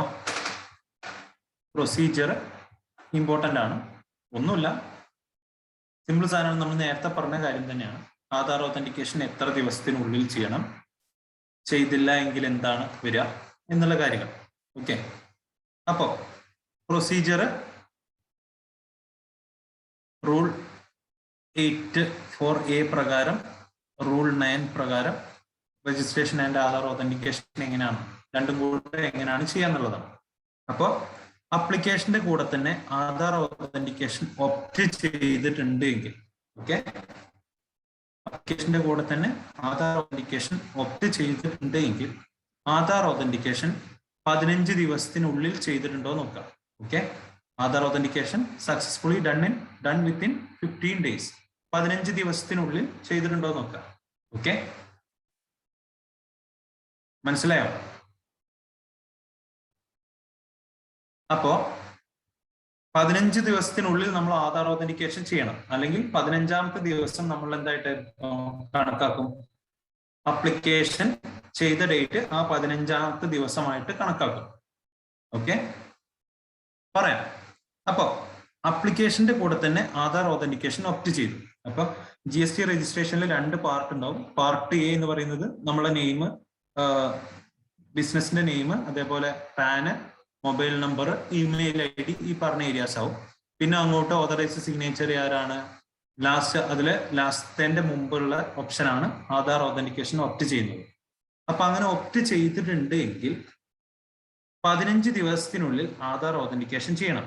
ഓക്കെ, ഇല്ല 15 ദിവസത്തിന് ശേഷമാണെങ്കിൽ ആ 15ാമത്തെ ദിവസമല്ലേ എന്നാണോ നമ്മൾ അപ്ലൈ ചെയ്തത്, അത് കഴിഞ്ഞ് 15ാമത്തെ ദിവസം നമ്മൾ അപ്ലിക്കേഷൻ ഡേറ്റ് ആയിട്ട് കണക്കാക്കും. ഓക്കെ, അപ്പൊ ആധാർ ഓതന്റിക്കേഷൻ 15 ദിവസത്തിനുള്ളിൽ ചെയ്തിട്ടുണ്ടെങ്കിൽ എന്നാണോ ഓതന്റിക്കേഷൻ ചെയ്തത്, ഓക്കെ, എന്നാണോ ഓതന്റിക്കേഷൻ ചെയ്തത് ആ ഡേറ്റ് ആണ് date of application. Okay, rule 84A പ്രകാരം എനിക്ക് പുതിയ രജിസ്ട്രേഷൻ എടുക്കണം എന്ന് വിചാരിച്ചോ. ഓക്കെ, അപ്പൊ നിങ്ങളൊക്കെ രജിസ്ട്രേഷൻ എടുക്കാൻ പോകാന്ന് വിചാരിച്ചോ. അപ്പൊ നിങ്ങൾ രജിസ്ട്രേഷൻ അപ്ലൈ ചെയ്തു കഴിഞ്ഞ് 15 ദിവസത്തിനുള്ളിൽ നിങ്ങൾ ആധാർ ഓതന്റിക്കേഷൻ ചെയ്തിട്ടില്ല എങ്കിൽ നിങ്ങളുടെ അപ്ലിക്കേഷൻ ഡേറ്റ് എന്ന് പറയുന്നത് നിങ്ങൾ അപ്ലൈ ചെയ്ത ഡേറ്റ് അല്ല, നിങ്ങൾ അപ്ലൈ ചെയ്ത് 15ാമത്തെ ദിവസമാണ്. ഓക്കെ, 15ാമത്തെ ദിവസമാണ്. ക്ലിയർ? ഇനി നിങ്ങൾ അപ്ലൈ ചെയ്തു 15 ദിവസത്തിനുള്ളിൽ ആധാർ ഓതന്റിക്കേഷൻ ചെയ്തു എന്ന് വിചാരിക്കാം. 15 ദിവസത്തിനുള്ളിൽ ആധാർ ഓതന്റിക്കേഷൻ ചെയ്തു എന്ന് വിചാരിക്കാം. അങ്ങനെയാണെങ്കിൽ നിങ്ങൾ ആ ആധാർ ഓതന്റിക്കേഷൻ ചെയ്ത ഡേറ്റ് ആണ് നിങ്ങളുടെ അപ്ലിക്കേഷൻ ഡേറ്റ് ആയിട്ട് കണക്കാക്കുക. ക്ലിയർ അല്ലേ? ഇവിടെ മനസ്സിലാവാത്തുണ്ടെങ്കിൽ ചോദിക്കണേ. ഓക്കെ, ഇനി നമ്മൾ ആദ്യം 15 ദിവസത്തിനുള്ളിൽ ആധാർ ഓതന്റിക്കേഷൻ ചെയ്തിട്ടുണ്ടെങ്കിൽ ഉള്ള കേസ് പഠിക്കാം. ഓക്കെ, അപ്പൊ 15 ദിവസത്തിനുള്ളിൽ ആധാർ ഓതന്റിക്കേഷൻ ചെയ്തിട്ടുണ്ട് എങ്കിൽ നമ്മൾ ആദ്യം പ്രൊസീജിയർ പഠിച്ചില്ലേ? ഓർമ്മ ഉണ്ടോ?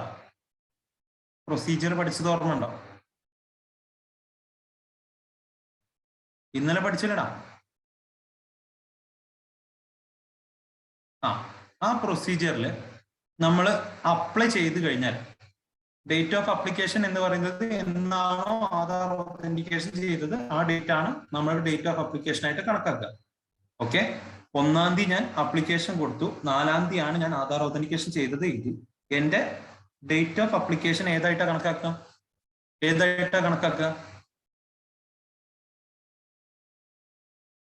1-ാം തീയതി ഞാൻ അപ്ലൈ ചെയ്തു, 4-ാം തീയതിയാണ് ഞാൻ ആധാർ ഓതന്റിക്കേഷൻ ചെയ്തത് എങ്കിൽ എന്റെ അപ്ലിക്കേഷൻ ഡേറ്റ് ഏതായിട്ട് കണക്കാക്കുക? 4. ക്ലിയർ അല്ലേ? സാധനം ക്ലിയർ അല്ലേ? അപ്പോ അങ്ങനെ 15 ദിവസത്തിനുള്ളിൽ ഞാൻ എന്ത് ചെയ്തു? അപ്ലൈ ചെയ്തു.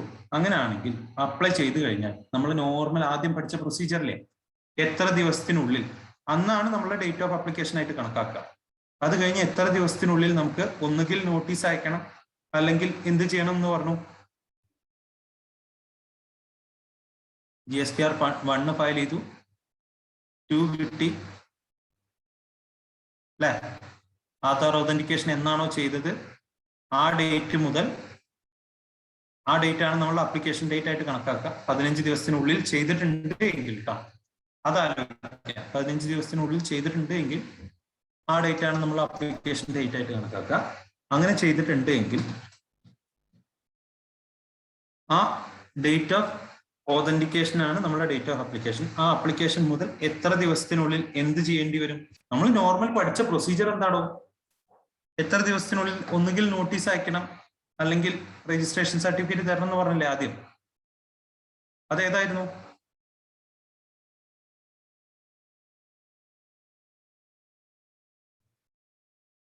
അങ്ങോട്ട് പോരട്ടെ ബാക്കിയുള്ളവരൊക്കെ. എന്താണ് ഒരു ഉഷാറില്ലാത്തത്? ഇന്നലെ പഠിച്ച കാര്യമല്ലോ. 3 അല്ലെ? 3 ദിവസത്തിനുള്ളിൽ എന്ത് ചെയ്യണം? നമുക്ക് രജിസ്ട്രേഷൻ സർട്ടിഫിക്കറ്റോ അല്ലെങ്കിൽ നോട്ടീസോ അയക്കണം. രണ്ടും ചെയ്തില്ല എങ്കിൽ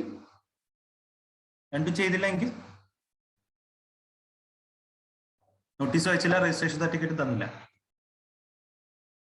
ഡീംഡ്. അതാണ് ഈ കേസ്. അപ്പോ ഡെഫിഷ്യൻസി ഇല്ല, ഞാൻ അപ്ലൈ ചെയ്തതിൽ ഡെഫിഷ്യൻസി ഒന്നുമില്ല, പോരായ്മകളൊന്നുമില്ല എങ്കിൽ എനിക്ക് രജിസ്ട്രേഷൻ ഗ്രാൻഡ് ചെയ്ത് തരും 3 വർക്കിംഗ് ഡേയ്സിനുള്ളിൽ.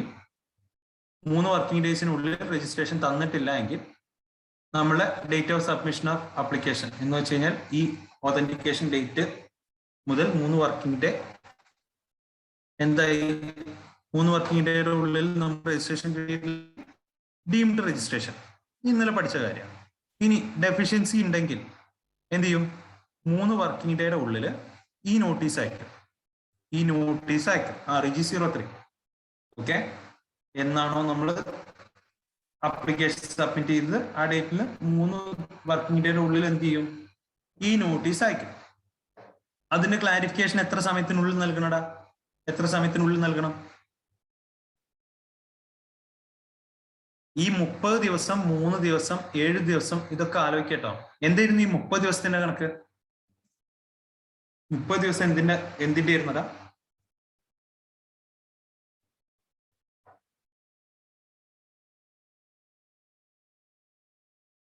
രജിസ്ട്രേഷൻ ചെയ്യാൻ, ഞാൻ ലയബിൾ ആയിട്ട് രജിസ്റ്റർ ചെയ്യാനുള്ള സമയമാണ് 30 ദിവസം. ഇതൊക്കെ ഓർമ്മ ഉണ്ടാവട്ടെ. ഇത് നമ്മളെ ഈ 1 വേർഡിനൊക്കെ വെറുതെ 2 മാർക്ക് കളയണ്ടല്ലോ. ഓക്കെ,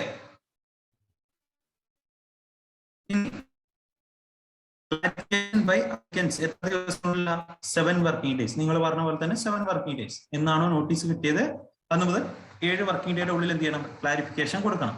ഓക്കെ, ഇനി എന്തായിരുന്നു? PO ക്ലാരിഫിക്കേഷനിൽ സാറ്റിസ്ഫൈഡ് അല്ല എങ്കിൽ എന്ത് ചെയ്യാം? അയാൾക്ക് എന്ത് ചെയ്യാം? റിജക്ട്. ഇനി സാറ്റിസ്ഫൈഡ് ആണെങ്കിൽ എന്ത് ചെയ്യാം? രജിസ്ട്രേഷൻ 7 ദിവസത്തിനുള്ളിൽ തരാം. ഇനി 7 ദിവസത്തിനുള്ളിൽ തന്നിട്ടില്ല എങ്കിൽ ഡീംഡ് രജിസ്ട്രേഷൻ. 7 വർക്കിംഗ് ഡേയുടെ ഉള്ളിൽ തന്നിട്ടില്ലെങ്കിൽ ഡീംഡ് രജിസ്ട്രേഷൻ. ഇത്രയേ ഉള്ളൂ. എന്ത്? നോർമൽ ആധാർ ഓതന്റിക്കേഷൻ ചെയ്ത് കഴിഞ്ഞാൽ ആധാർ ഓതന്റിക്കേഷൻ ചെയ്ത ഡേറ്റ് ഓഫ് അപ്ലിക്കേഷൻ ആയിട്ട് കണക്കാക്കും. അന്ന് മുതൽ നമ്മൾ ഈ പറഞ്ഞ ഡേറ്റ്സ് ഒക്കെ അപ്ലിക്കബിൾ ആയിരിക്കും. ഓക്കെ, ഇനി 15 ദിവസത്തിനുള്ളിൽ ചെയ്തിട്ടില്ല എങ്കിലുള്ള കേസാണ്. 15 ദിവസത്തിനുള്ളിൽ ചെയ്തു കഴിഞ്ഞാലുള്ള കേസ് ക്ലിയർ അല്ലേ? ഫുൾ സെറ്റ് ആണ്, ഇനി മാറില്ലല്ലോ. ഓക്കെ അല്ലേ? ഓക്കെ, ഇനി ആധാർ ഓതന്റിക്കേഷൻ 15 ദിവസത്തിനുള്ളിൽ ചെയ്തിട്ടില്ല, ഫെയിലായി. ഓക്കെ, ഫെയിലായി. അപ്പോ റൂൾ 80A പ്രകാരം date of application, date of submission of application എന്ന് പറയുന്നത് ഏത് ഡേറ്റ് ആയിട്ട് മാറും? എന്നാണോ നമ്മൾ അപ്ലൈ ചെയ്തത് അത് കഴിഞ്ഞ് 15th day. Okay, 15th day. 15 മഞ്ഞു വരും. ഒരു മിനിറ്റ്. ഓക്കെ, 15th ഡേ ആണ് നമ്മൾ എന്തായിട്ട് കണക്കാക്കുക? അപ്ലിക്കേഷൻ ചെയ്ത് 15th ഡേ ആണ് നമ്മുടെ ഡേറ്റ് ഓഫ് അപ്ലിക്കേഷൻ ആയിട്ട് കണക്കാക്കുക. 15ാമത്തെ ദിവസമാണ് നമ്മൾ ഡേറ്റ് ഓഫ് അപ്ലിക്കേഷൻ ആയിട്ട് കണക്കാക്കുക. എന്നിട്ട് ഈ 15ാമത്തെ ദിവസത്തിൽ നിന്നും നമ്മൾ എന്ത് ചെയ്തു? ഡെഫിഷ്യൻസി ഇല്ല എങ്കിൽ, അപ്ലിക്കേഷനിൽ ഡെഫിഷ്യൻസി ഇല്ല, നമ്മൾ ആധാർ ഓതന്റിക്കേഷൻ ചെയ്തിട്ടില്ല എങ്കിൽ എന്ത് ചെയ്യും എന്ന് പറഞ്ഞു? ആധാർ ഓതന്റിക്കേഷൻ ചെയ്തിട്ടില്ല എങ്കിൽ എന്ത് ചെയ്യുന്ന പറഞ്ഞത്? റൂൾ 9 സബ്സെക്ഷൻ 2 രണ്ട് പ്രൊവിഷൻസ് പറഞ്ഞിട്ടുണ്ട്. എന്താണ്? ഒന്നുകിൽ ഫിസിക്കൽ എക്സാമിനേഷൻ ചെയ്യും.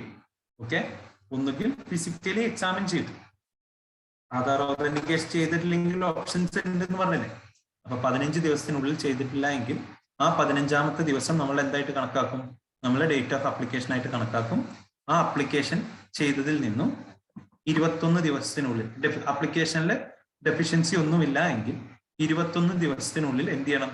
ഫിസിക്കൽ എക്സാമിനേഷനോ അല്ലെങ്കിൽ PO proper officer, PO proper officer ആണല്ലോ, പ്രോപ്പർ ഓഫീസർക്ക് ഫിറ്റ് എന്ന് തോന്നുന്ന മറ്റേതെങ്കിലും ഡോക്യുമെന്റ് അയാൾക്ക് എന്ത് ചെയ്യാം? വെരിഫൈ ചെയ്യാം. Okay, verification of such document as deemed fit by proper officer.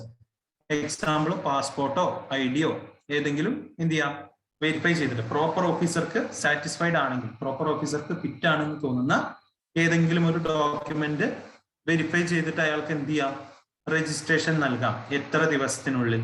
നമ്മൾ ഈ പറഞ്ഞ ഡേ മുതൽ, അപ്ലിക്കേഷൻ ഡേറ്റ് മുതൽ 21 ഡേയ്സിനുള്ളിൽ, 21 ദിവസത്തിനുള്ളിൽ എന്ത് ചെയ്യണടാ, grant of registration certificate within 21 ദിവസം. Okay, clear? 15 ദിവസത്തിനുള്ളിൽ ചെയ്തിട്ടില്ലെങ്കിൽ പറയുന്നത് 15ാമത്തെ ദിവസം നമ്മൾ അപ്ലിക്കേഷൻ ഡേറ്റ് ആയിട്ട് കണക്കാക്കും. അത് കഴിഞ്ഞാൽ ഒന്നുകിൽ ഫിസിക്കൽ വെരിഫിക്കേഷൻ അല്ലെങ്കിൽ പ്രോപ്പർ ഓഫീസർക്ക് ഫിറ്റ് എന്ന് തോന്നുന്ന ഏതെങ്കിലും ഒരു ഡോക്യുമെന്റ് എന്ത് ചെയ്യണം, വെരിഫൈ ചെയ്യണം, പാസ്പോർട്ടോ ഐഡിയോ. അങ്ങനെ ചെയ്തു കഴിഞ്ഞാൽ എത്ര ദിവസത്തിനുള്ളിൽ RC ഇഷ്യൂ ചെയ്യണടാ? എത്ര ദിവസത്തിനുള്ളിൽ RC ഇഷ്യൂ ചെയ്യണം? 21. മാർക്കില്ലല്ലോ.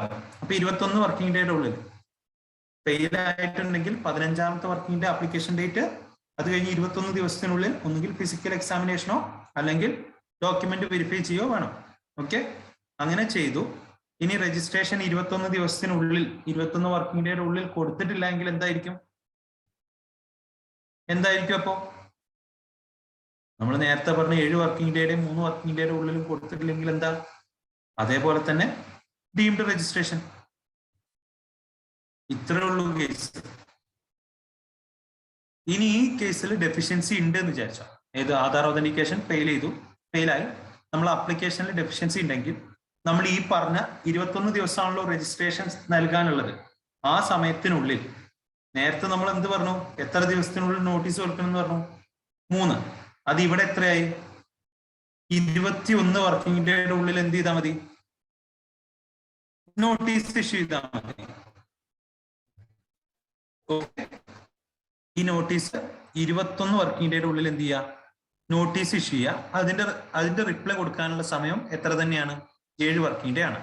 ഓക്കെ, 7 വർക്കിംഗ് ഡേ ആണ്. ബാക്കിയൊക്കെ സെയിം തന്നെ. നോട്ടീസ് അയക്കാൻ അല്ലെങ്കിൽ രജിസ്ട്രേഷൻ തരാനുള്ള സമയം ആക്ച്വലി ഫിസിക്കലി വെരിഫൈ ചെയ്യേണ്ടതുകൊണ്ട് അല്ലെങ്കിൽ വെരിഫിക്കേഷൻ മറ്റു മെത്തേഡ് കൊണ്ട് ചെയ്യേണ്ടത് കൊണ്ട് എന്ത് ചെയ്തിട്ടുണ്ട്, ഈ 3 ദിവസം എന്നുള്ളത് 21 ദിവസമായിട്ട് നമുക്ക് അനുവദിച്ചിട്ടുണ്ട്. ഓക്കെ, അപ്പോൾ ഒന്നുകിൽ ഫിസിക്കലി വെരിഫൈ ചെയ്തുകൊണ്ടോ അല്ലെങ്കിൽ മറ്റെന്തെങ്കിലും ഡോക്യുമെന്റ് വെരിഫൈ ചെയ്തുകൊണ്ടോ 21 ദിവസത്തിനുള്ളിൽ എന്ത് ചെയ്യണം, ഡെഫിഷ്യൻസി ഇല്ല എങ്കിൽ 21 ദിവസത്തിനുള്ളിൽ രജിസ്ട്രേഷൻ സർട്ടിഫിക്കറ്റ് ഇഷ്യൂ ചെയ്യണം. ഡെഫിഷ്യൻസി ഉണ്ടെങ്കിൽ 21 ദിവസത്തിനുള്ളിൽ എന്ത് ചെയ്യണം, നോട്ടീസ് അയക്കണം. നോട്ടീസ് അയച്ചു കഴിഞ്ഞാൽ അതിന്റെ റിപ്ലൈ കൊടുക്കാനുള്ള സമയം എത്രയാടാ? എല്ലാ കേസിലും നോട്ടീസിന് റിപ്ലൈ കൊടുക്കാനുള്ള സമയം എത്രയാണ്? 7. അങ്ങനെ 7 വർക്കിംഗ് ഡേയുടെ ഉള്ളിൽ കൊടുത്തു. ഇനി പ്രോപ്പർ ഓഫീസർ നമുക്ക് എത്ര ദിവസത്തിനുള്ളിൽ രജിസ്ട്രേഷൻ തരേണ്ടി വരും? നമ്മൾ റിപ്ലൈ കൊടുത്തു, എത്ര ദിവസത്തിനുള്ളിൽ നമുക്ക് എന്ത് ചെയ്തിട്ടുണ്ട് വരും? രജിസ്ട്രേഷൻ ഗ്രാൻഡ് ചെയ്ത് തരേണ്ടി വരും. എത്രയാണ്? 7 ഫുള്ള് 7 ആയതുകൊണ്ട് ആ കൺഫ്യൂഷൻ ആയില്ലേ? അല്ലെ, എനിക്ക് ഇവിടുന്ന് വായിക്കുമ്പോഴേ ആദ്യത്തെ 7 ആണോ രണ്ടാമത്തെ 7 ആണോ? ഓക്കെ, അപ്പോ PO സാറ്റിസ്ഫൈഡ് അല്ല എങ്കിൽ അയാൾക്ക് റിജക്ട് ചെയ്യാം. സാറ്റിസ്ഫൈഡ് ആണെങ്കിൽ എന്ത് ചെയ്യാം? RC ഇഷ്യൂ ചെയ്യാം. ഓക്കെ, 7 ദിവസത്തിനുള്ളിൽ. അങ്ങനെ 7 ദിവസത്തിനുള്ളിൽ ഇഷ്യൂ ചെയ്തിട്ടില്ലെങ്കിൽ അവിടെയും എന്താണ്? Deemed registration. ഇനി അപ്ലിക്കന്റ് ആധാർ ഒതന്റിക്കേഷൻ എന്ത് ചെയ്തിട്ടില്ല, ഒപ്റ്റ് ചെയ്തിട്ടില്ല എന്ന് വിചാരിച്ചോ. ആധാർ ഒതന്റിക്കേഷൻ ഒപ്റ്റ് ചെയ്തിട്ടില്ല എന്ന് വിചാരിച്ചോ. അങ്ങനെയാണെങ്കിൽ എന്നാണോ പാർട്ട് എയും പാർട്ട് ബിയും ഫയൽ ചെയ്ത് കഴിയുന്ന ദിവസം, ഓക്കെ, അതാണ് നമ്മുടെ അപ്ലിക്കേഷൻ ഡേറ്റ്. എന്നാണോ അപ്ലൈ ചെയ്യുന്ന ഡേറ്റ്, അതാണ് ഡേറ്റ് ഓഫ് അപ്ലിക്കേഷൻ. ഈ അപ്ലിക്കേഷനിൽ നിന്നും നമ്മൾ നേരത്തെ പറഞ്ഞ ഈ ഡെഫിഷ്യൻസി ഇല്ലാത്ത കേസ് അല്ലേ, ഡെഫിഷ്യൻസി ഉള്ളത് ഇപ്പൊ പഠിച്ച കേസ് തന്നെ. Okay, same. ഡെഫിഷ്യൻസി ഇല്ലാത്തതും നേരത്തെ പറഞ്ഞ കേസ് തന്നെ. മനസ്സിലായോ? ഡെഫിഷ്യൻസി ഇല്ലാത്തപ്പോ നേരത്തെ നമ്മൾ എന്താ ചെയ്തത്? 15th ഡേ നമ്മളുടെ അപ്ലിക്കേഷൻ ഡേറ്റ് ആയിട്ട് എടുത്തു. എന്നിട്ട് എന്ത് ചെയ്തു? ഡെഫിഷ്യൻസി ഇല്ലെങ്കിൽ എന്ത് ചെയ്തു? 21 ദിവസത്തിനുള്ളിൽ ഫിസിക്കൽ വെരിഫിക്കേഷനോ, അതെ മഞ്ജു, 21 ദിവസത്തിനുള്ളിൽ എന്ത് ചെയ്തു? ഫിസിക്കൽ വെരിഫിക്കേഷനോ അല്ലെങ്കിൽ PO ഫിറ്റ് ആണെന്ന് തോന്നുന്ന മറ്റേതെങ്കിലും ഡോക്യുമെന്റോ വെരിഫൈ ചെയ്തു. എന്നിട്ട് എന്ത് ചെയ്തു? രജിസ്ട്രേഷൻ ഗ്രാൻഡ് ചെയ്തു. രജിസ്ട്രേഷൻ 21 വർക്കിംഗ് ഡേയുടെ ഉള്ളിൽ തന്നിട്ടില്ലെങ്കിൽ ഡീംഡ് രജിസ്ട്രേഷൻ. ഇത്രയേ ഉള്ളൂ. ഓക്കെ, ഇത് ഈ ചാർട്ട് വെച്ച് പഠിച്ചാൽ മതി. തിയറി വായിച്ചു കഴിഞ്ഞാൽ കുഴപ്പമില്ല, ക്യാച്ച് ചെയ്യാൻ കുറച്ച് സമയം എടുക്കുന്നുള്ളൂ. ഓക്കെ, ഒന്ന് വായിച്ചു നോക്കിയടാ, ഒന്ന് ക്ലിയർ ആക്കി. എന്നിട്ട് എവിടെയെങ്കിലും ഡൗട്ട് ഉണ്ടെങ്കിൽ ചോദിച്ചേ.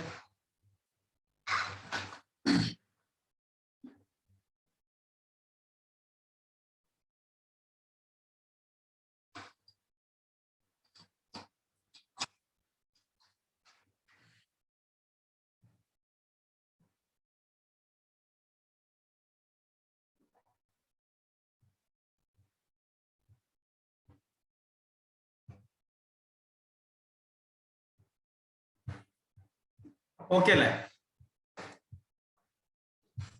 വായിച്ചു കഴിഞ്ഞിട്ടുണ്ടാവില്ലേ? വായിച്ചോ.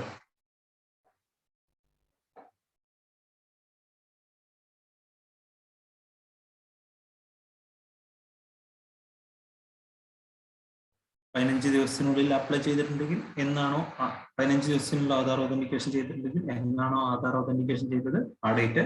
15 ദിവസത്തിനുള്ളിൽ ചെയ്തിട്ടില്ലെങ്കിൽ 15ാമത്തെ ഡേറ്റ്, ആപ്ലിക്കേഷൻ ഡേറ്റ്. 15 ദിവസത്തിനുള്ളിൽ ചെയ്തിട്ടില്ലെങ്കിൽ നമ്മളുടെ നോർമൽ രജിസ്ട്രേഷൻ പ്രൊസീജിയർ 15 ദിവസത്തിന് ശേഷം ആണ് ചെയ്യുന്നത് എങ്കിൽ 15ാമത്തെ ദിവസം ആപ്ലിക്കേഷൻ ഡേറ്റ് ആയിട്ട് എടുത്തു. അത് കഴിഞ്ഞ് 21 ദിവസത്തിനുള്ളിൽ ആപ്ലിക്കേഷനിൽ ഡെഫിഷ്യൻസി ഒന്നും ഇല്ല എങ്കിൽ 21 ദിവസത്തിനുള്ളിൽ grant of registration after physical verification, അല്ലെങ്കിൽ എന്ത് ചെയ്യും? Verification of such other document as may be fit by proper officer.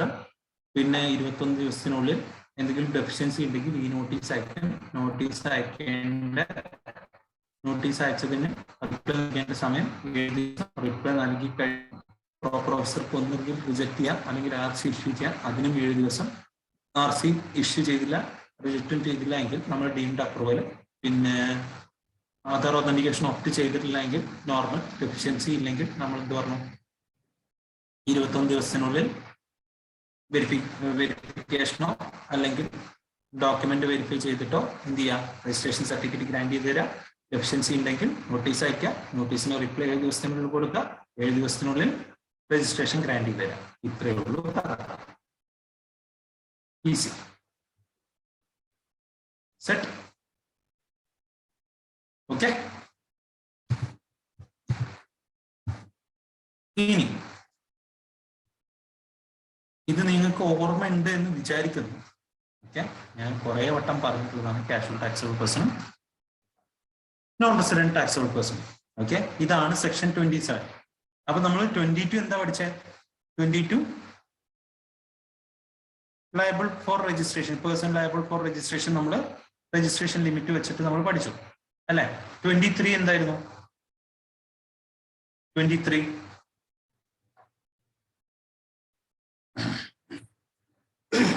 എന്തായിരുന്നടാ?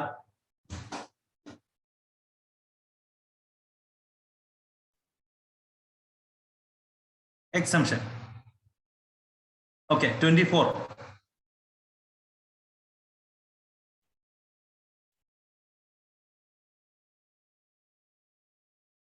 compulsory. 25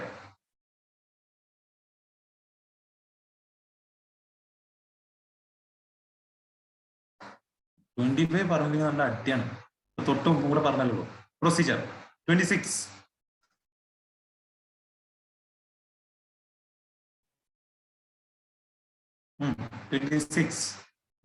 പറട്ടെ.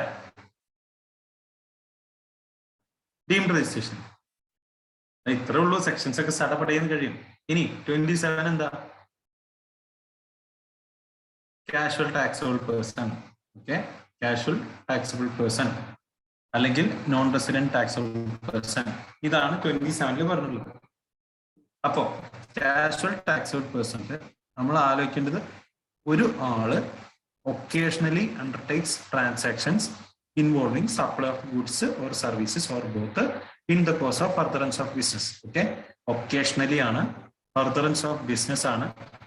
Principal ആയിട്ട് ആയിക്കോട്ടെ, ഏജന്റ് ആയിക്കോട്ടെ, മറ്റെന്തെങ്കിലും കപ്പാസിറ്റിയിൽ ആയിക്കോട്ടെ, in A state or union territory, ഏതെങ്കിലും സ്റ്റേറ്റിലോ യൂണിയൻ ടെറിട്ടറിയിലോ അയാൾക്ക് ഫിക്സഡ് പ്ലേസ് ഓഫ് ബിസിനസ് ഇല്ലാത്ത ഒരു സ്റ്റേറ്റിലോ യൂണിയൻ ടെറിട്ടറിയിലോ ഒക്കേഷണലി എന്തെങ്കിലും സപ്ലൈ നടത്താണ് ഫർദറൻസ് ഓഫ് ബിസിനസിന് വേണ്ടിയിട്ടാണെങ്കിൽ അയാളെ പറയുന്ന പേരാണ് എന്തെന്ന് പറയാ, കാഷ്വൽ ടാക്സബിൾ പേഴ്സൺ എന്ന് പറയാം. ഓക്കെ, അപ്പൊ കാഷ്വൽ ടാക്സബിൾ പേഴ്സണില് in the course of furtherance of business എന്ന് പറയുന്നുണ്ട്. ഓക്കെ, ബിസിനസ്സിന് വേണ്ടി ചെയ്യുന്ന ആളായിരിക്കും. ഇനി കാഷ്വൽ ടാക്സബിൾ പേഴ്സൺ ഇന്ത്യൻ ആളല്ലേ, അല്ലെ, മറ്റൊരു യൂണിയൻ ടെറിട്ടറിയിൽ പ്ലേസ് ഓഫ് ബിസിനസ് ഇല്ലാത്ത ആളല്ലേ. അപ്പൊ അയാൾ എന്താണ്, അയാൾക്ക് പാൻ ഉണ്ടാവും.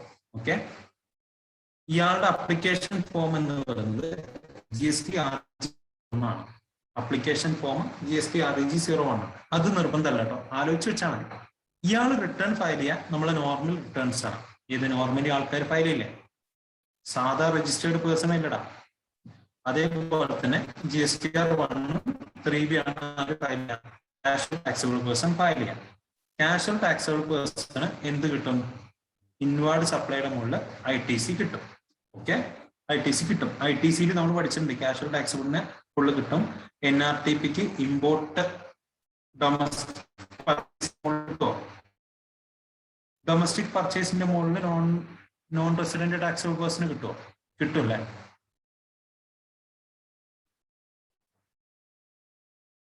Non resident taxable person domestic പർച്ചേസിന്റെ മുകളിൽ കിട്ടുമോ ITC ചാപ്റ്റർ പിന്നെ വായിച്ചു നോക്കിയിരുന്നോ?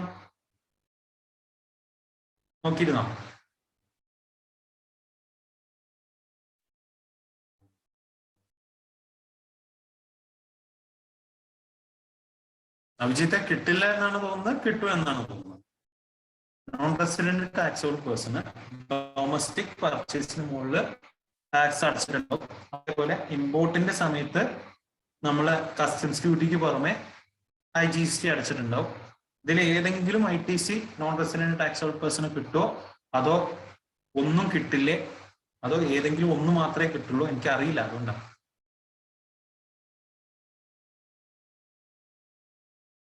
ഇമ്പോർട്ടിന് കിട്ടുമോ,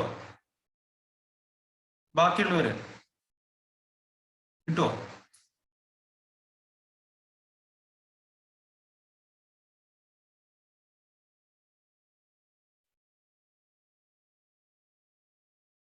ആയിക്കോട്ടെ, എനിക്ക് കുഴപ്പമൊന്നുമില്ല, കൊടുക്കാം, ITC കൊടുക്കാം, നടന്നോട്ടെ. അപ്പോ ഇമ്പോർട്ടിന് മുകളിൽ ITC ആർക്ക് കിട്ടും, നോൺ റെസിഡന്റ് ടാക്സബിൾ പേഴ്സണ് കിട്ടും. ഡൊമസ്റ്റിക് പർച്ചേസിന് മുകളിൽ കിട്ടില്ല എന്ന് നമ്മൾ ITC പഠിച്ചപ്പോൾ പറഞ്ഞിട്ടുണ്ട്. ഒന്ന് അതൊക്കെ ഇടയ്ക്കൊന്ന് മറിച്ച് നോക്കാം. ഓക്കെ, അപ്പൊ എന്താ പറഞ്ഞത്, A person who occasionally undertakes any transactions involving supply of goods or services or both in the course of furtherance of business, whether as principal agent or in any other capacity in his union territory, or has no fixed place of business. Okay, ഇയാൾക്ക് pan ഒക്കെ ഉണ്ടാവും, Indian ആളാണല്ലോ. Okay, അപ്പൊ non resident taxable person ആണെന്ന് വിചാരിച്ചോ, അയാളും എന്താണ്, occasionally ഗുഡ്സോ സർവീസോ എന്തെങ്കിലും സപ്ലൈ ചെയ്യുന്ന ആളാണ്. പ്രിൻസിപ്പൽ ആയിക്കോട്ടെ, ഏജന്റ് ആയിക്കോട്ടെ, എന്തെങ്കിലും ആയിക്കോട്ടെ. But who has no fixed place of business or residence in India. ഇന്ത്യയിൽ ഒരു ഫിക്സഡ് പ്ലേസ് ഓഫ് ബിസിനസ്സോ അല്ലെങ്കിൽ ഇന്ത്യയിൽ താമസിക്കുന്ന ഒരാളോ അല്ല എങ്കിൽ അയാളെ ഒക്കേഷണലി എന്തെങ്കിലും സപ്ലൈ ഇന്ത്യയിൽ നടത്തുകയാണെങ്കിൽ അയാളെ പറയുന്ന പേരാണ് നോൺ റെസിഡന്റ് ടാക്സബിൾ പേഴ്സൺ. അവിടെ in the course of furtherance of business ഒന്നുമില്ല, അവിടെ അങ്ങനത്തെ റിക്വയർമെന്റ് ഒന്നുമില്ല. അയാൾക്ക് പാൻ ഉണ്ടാവില്ല. അയാൾക്ക് എന്ത് ചെയ്യാം, രജിസ്ട്രേഷൻ പാസ്പോർട്ട് വെച്ച് എടുക്കാം. അപ്ലിക്കേഷൻ ഫോം GST-REG 09 ആണ്, നേരത്തെ REG 01 ആണ്, REG 09 ആണ്. ഇയാള് റിട്ടേൺ ഫയൽ ചെയ്യുന്ന ഫോം GST-R 5 ആണ്. ഓക്കെ, നമ്മൾ റിട്ടേൺസ് എന്ന് പറഞ്ഞ ചാപ്റ്റർ സെപ്പറേറ്റ് പഠിക്കുമ്പോൾ ഇത് ആലോചിച്ച് വെക്കാം. 1 ഔട്ട്വാർഡ് സപ്ലൈ നോർമൽ പേഴ്സണും കാഷ്വൽ ടാക്സബിൾ പേഴ്സണും. 2A 2B എന്ന് പറയുന്നത് ഇൻവാർഡ് സപ്ലൈ ആണ്. 3 എന്താ, 3B എന്ന് പറയുന്നത് നമ്മളെ സമ്മറിയാണ്. ഓക്കെ, ഇൻവാർഡും ഔട്ട്വാർഡും നെറ്റ് ചെയ്തുകൊണ്ട് നമ്മൾ ഔട്ട്വാർഡ് എത്ര അടയ്ക്കാനുണ്ട് എന്ന് പറഞ്ഞാൽ നമ്മള് ടോട്ടൽ എത്രയാണ് നമ്മളെ മന്ത്ലി പേയ്മെന്റ് ഒക്കെ നടത്താൻ വേണ്ടി ചെയ്യുന്ന റിട്ടേൺ ആണ് 3B. 4 എന്ന് പറയുന്നത് കോമ്പോസിഷന്റെ ആനുവൽ റിട്ടേൺ ആണ്. 5 എന്ന് പറയുന്നത് നോൺ റെസിഡന്റ് ടാക്സബിൾ പേഴ്സന്റെ റിട്ടേൺ ആണ്. ഓക്കെ, നമുക്ക് പറയാം ഇത് റിട്ടേൺസിന്റെ ചാപ്റ്ററിൽ പറയാം. ഓക്കെ, അപ്പോ നോൺ റെസിഡന്റ് ടാക്സബിൾ പേഴ്സണ് ITC ഓൺലി ഓൺ ഇമ്പോർട്ട്സ്. ഇമ്പോർട്ടിന്റെ മുകളിൽ മാത്രമേ എന്ത് കിട്ടുള്ളൂ, നോൺ റെസിഡന്റ് ടാക്സബിൾ പേഴ്സണ് കിട്ടുള്ളൂ. പിന്നെ നമ്മൾ പറഞ്ഞല്ലോ നോൺ റെസിഡന്റ് ടാക്സബിൾ പേഴ്സൺ എത്ര ദിവസത്തിനുള്ളിൽ രജിസ്ട്രേഷൻ എടുക്കണം ഇന്ത്യയിൽ ബിസിനസ് തുടങ്ങുന്നതിന്? Non resident taxable business person ആയിക്കോട്ടെ, അല്ലെങ്കിൽ കാഷ്വൽ ടാക്സബിൾ പേഴ്സൺ മറ്റൊരു സ്റ്റേറ്റിൽ സാധനം വിൽക്കുമ്പോൾ എത്ര ദിവസത്തിനുള്ളിൽ രജിസ്ട്രേഷൻ എടുക്കണം? നമ്മൾ മുമ്പ് ക്ലാസ്സിൽ പറഞ്ഞിട്ടുള്ളതാണ്.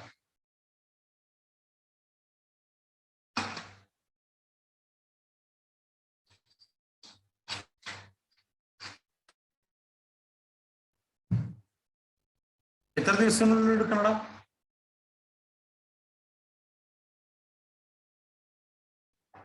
നമ്മൾ എന്നാണോ ഈ ബിസിനസ് സ്റ്റാർട്ട് ചെയ്യുന്നത് അതിന് എത്രയെങ്കിലും ദിവസം മുമ്പ് ചെയ്യണോ അതോ എത്രയെങ്കിലും ദിവസം ശേഷം ചെയ്യണോ? നമ്മൾ മുമ്പ് പറഞ്ഞിട്ടില്ലേ? ഇവിടെ ആർക്കും ഓർമ്മയൊന്നുമില്ലേ?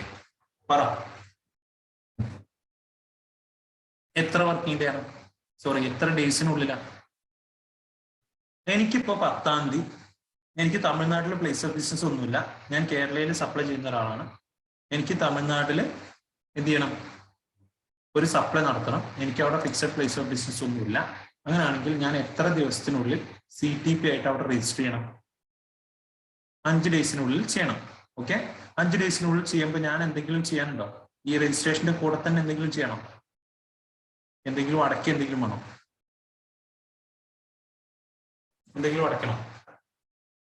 നമ്മൾ മുമ്പ് പറഞ്ഞിട്ടുണ്ട് ക്ലാസ്സിൽ, അതുകൊണ്ടാണ് ഞാൻ ഈ ചോദിക്കുന്നത്.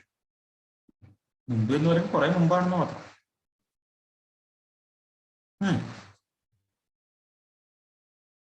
5 ദിവസത്തിനുള്ളിൽ നമ്മൾ എന്നാണോ ബിസിനസ് സ്റ്റാർട്ട് ചെയ്യുന്നത് അതിന് 5 ദിവസത്തിന് മുമ്പെങ്കിലും എന്ത് ചെയ്യണം?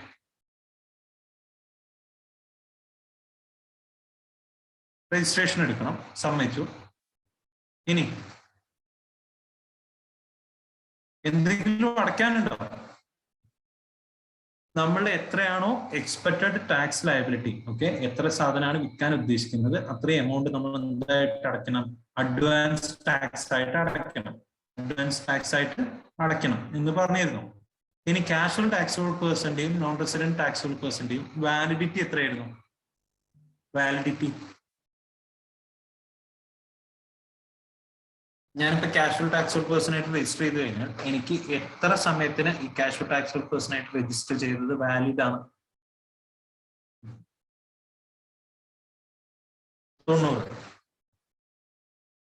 90 ആയിക്കോട്ടെ.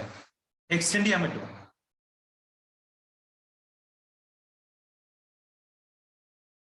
എത്ര ദിവസം?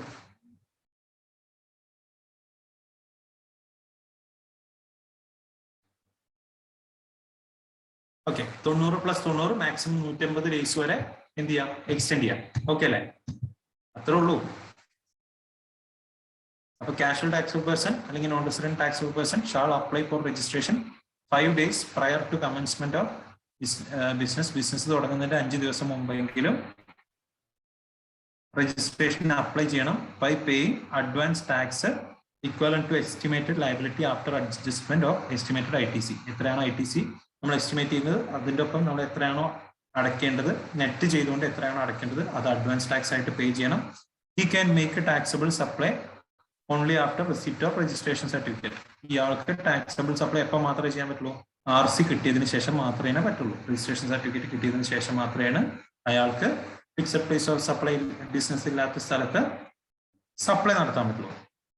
ഇനി registration is valid only for 90 days. Extension of 90 days is possible only once granted by proper officer. Proper officer grant ചെയ്തിട്ടുണ്ടെങ്കിൽ സഫിഷ്യന്റ് കോഴ്സ് പ്രകാരം പ്രോപ്പർ ഓഫീസർക്ക് ബോധ്യമാവാണ് എക്സ്റ്റെൻഡ് ചെയ്ത് കൊടുക്കാമെന്ന് തോന്നുകയാണെങ്കിൽ എത്ര ദിവസം വരെ? 90 ദിവസം കൂടെ എക്സ്റ്റെൻഡ് ചെയ്ത് കൊടുക്കാം. അപ്പൊ മാക്സിമം 180 ഡേയ്സ് ആണ് എന്ത് CTP അല്ലെങ്കിൽ NRTPയുടെ വാലിഡിറ്റി. Okay, validity. Where any extension is sought, an additional amount to tax equal to estimated outward tax liability of such extended period shall be deposited along with the request in GST REG 11. Okay, നമ്മൾ REG 1 REG 9 പറഞ്ഞു. ഇത് രണ്ടും നമ്മൾ ആദ്യം അപേക്ഷിച്ചതാണ്. ഇനി എനിക്ക് എന്ത് ചെയ്യണം? ഈ 90 ഡേ എന്നുള്ളത് 90 ഡേയ്സും കൂടെ കൂട്ടണം. ഓക്കെ, 90 ഡേയ്സും കൂടെ കൂട്ടണം. അങ്ങനെയാണെങ്കിൽ പ്രോപ്പർ ഓഫീസർ ഗ്രാന്റ് ചെയ്ത് തരണം എന്നൊക്കെ പറഞ്ഞു. അപ്പൊ അതിന് നമ്മൾ റിക്വസ്റ്റ് ചെയ്യണ്ടേ? ആ റിക്വസ്റ്റ് ചെയ്യുമ്പോൾ ഇനിയുള്ള 90 ദിവസം നമ്മൾ എത്രയാണോ എക്സ്റ്റൻഷൻ നമ്മൾ ഉദ്ദേശിക്കുന്നത്, 20 ദിവസം ആയിക്കോട്ടെ, 90 ദിവസം വരെ എക്സ്റ്റെൻഡ് ചെയ്ത് തരാം. അപ്പോൾ നമ്മൾ എത്ര ദിവസമാണോ എക്സ്റ്റൻഷൻ ഉദ്ദേശിക്കുന്നത് ആ എക്സ്റ്റൻഷനിൽ നമുക്ക് വരാൻ സാധ്യതയുള്ള ടാക്സ് ലയബിലിറ്റി എത്രയാണോ അത് എസ്റ്റിമേറ്റ് ചെയ്ത് അടച്ചു കഴിഞ്ഞു GST REG ലെവലിലാണ് എന്ത് ചെയ്യേണ്ടത്, എക്സ്റ്റൻഷൻ റിക്വസ്റ്റ് കൊടുക്കേണ്ടത്. ക്ലിയർ അല്ലേ? ഇത്രയേ ഉള്ളൂ കേസ്. ഓക്കെ, 27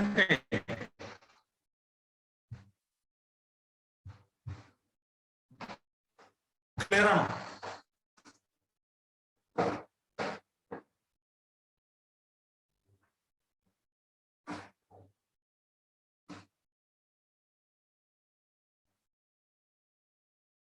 ഓക്കെ, ഇതൊക്കെ ഇന്ന് തന്നെ വായിച്ചു നോക്കാം കേട്ടോ, ഇന്നലത്തെ നോട്ടിലുണ്ട്. ഇനി 28 നമ്മൾ രജിസ്ട്രേഷൻ അപേക്ഷിച്ചു. ഓക്കെ, അപേക്ഷിച്ച് കഴിഞ്ഞ് അതിൽ എന്തെങ്കിലും ചേഞ്ചസ് വരുന്ന രജിസ്ട്രേഷൻ ഒക്കെ കിട്ടിക്കഴിഞ്ഞ് അതിൽ മാറ്റം വരുത്തണം എന്ന് വിചാരിച്ചോ. ഓക്കെ, അപ്പോ അതിന് എന്താണ് പ്രൊസീജിയേഴ്സ് എന്നുള്ളതാണ്. ഇപ്പൊ നമ്മൾ എന്ത് പഠിച്ചു? അപേക്ഷിച്ചു അല്ലെ? ഇനി എന്തൊക്കെ ചെയ്യും? അപേക്ഷയില് നമുക്ക് RC കിട്ടി, ഇനി എന്തൊക്കെ ചെയ്യാൻ പറ്റും? കിട്ടിക്കഴിഞ്ഞാൽ പിന്നെ എന്തൊക്കെ ചെയ്യാടാ? വെറുതെ ആലോചിച്ച് നോക്കിയേ. ഒന്നുകിൽ മാറ്റം വരുത്താം, അമെൻമെന്റ്. ഓക്കെ, പിന്നെ രജിസ്ട്രേഷൻ കിട്ടിക്കഴിഞ്ഞാൽ പിന്നെ എന്തൊക്കെയാ ചാൻസ് ഉള്ളത്? ഇനി എന്തിന്റെയൊക്കെ സെക്ഷൻ ഉണ്ടാവും? എന്തായിരിക്കും? പ്രൊസീജിയറായി, ഡീംഡ് രജിസ്ട്രേഷനായി, കാഷ്വൽ ടാക്സബിൾ പേഴ്സണും നോൺ റെസിഡന്റ് ടാക്സബിൾ പേഴ്സണിന്റെ രജിസ്ട്രേഷനായി. ഇനി പറയടോ, അമെൻമെന്റ് മാറ്റം. പിന്നെ ITC നമ്മൾ റിവേഴ്സ് ചെയ്യേണ്ട കേസ് പറഞ്ഞില്ലേ, അതെന്തായിരുന്നു? രജിസ്ട്രേഷൻ കിട്ടിക്കഴിഞ്ഞാൽ പിന്നെ എന്തെങ്കിലും ചെയ്യാനുണ്ടാവും രജിസ്ട്രേഷനുമായി ബന്ധപ്പെട്ടിട്ട്?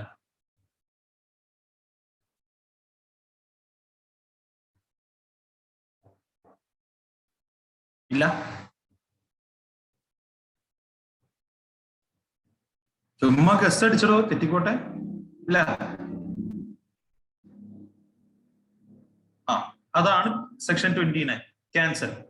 ഓക്കെ, റിജക്റ്റ് ചെയ്തു. അതെ അതെ സോമിത, നീ ക്യാൻസൽ ചെയ്യേണ്ടത് തന്നെയാണ്. അബി അതന്നെ ക്യാൻസൽ ചെയ്യേണ്ടത്. അപ്പൊ ക്യാൻസലേഷൻ ആണ് 29. അപ്പൊ 30 എന്ത് ആയിരിക്കും? ഈ ക്യാൻസൽ ചെയ്ത സാധനം പിന്നെ എന്ത് ചെയ്യാൻ പറ്റും? ക്യാൻസലേഷൻ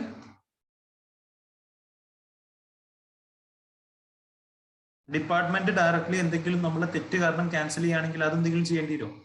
നമുക്ക് എന്തെങ്കിലും ചെയ്യാൻ പറ്റുമോ?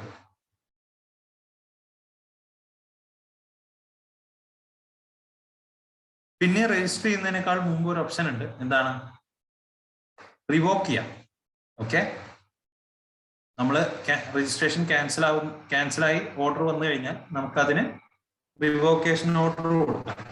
ഓക്കെ, അപ്പോ നമ്മളുടെ ക്യാൻസലേഷൻ എന്താണ് മാറിയിട്ട് വീണ്ടും നമ്മൾ രജിസ്റ്റേർഡ് മാറ്റി തന്നെ ട്രീറ്റ് ചെയ്യും. ഓക്കെ, നമ്മൾ ക്യാൻസലേഷൻ വിഡ്രോ ചെയ്യും, അതാണ് റിവോക്കേഷൻ. ഓക്കെ, അതാണ് സെക്ഷൻ 30. അത്രയും കൂടെ ഉള്ളൂ നമ്മുടെ ഈ രജിസ്ട്രേഷൻ എന്ന് പറഞ്ഞ ഏരിയ. ഓക്കെ, അപ്പോ അമെൻമെന്റ് രണ്ട് രീതിയിലുണ്ട്. ഒന്ന് കോർ ഫീൽഡ്, പ്രധാനപ്പെട്ട ഏരിയ. ഓക്കെ, അത് അമെൻമെന്റ് ചെയ്യണമെങ്കിൽ അപ്രൂവൽ ഒക്കെ വേണം. ഓക്കെ, കോർ ഫീൽഡ് എന്ന് പറയുമ്പോൾ legal name of business, address etcetera.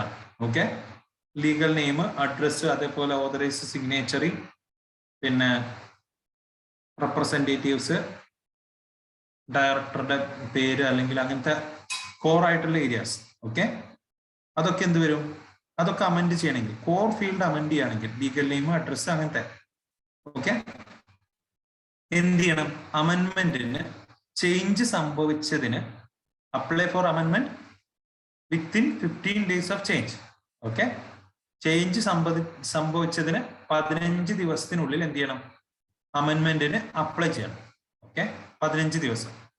അമെൻമെന്റിന് apply ചെയ്യുന്ന സെക്ഷൻ GST REG 14 ആണ്.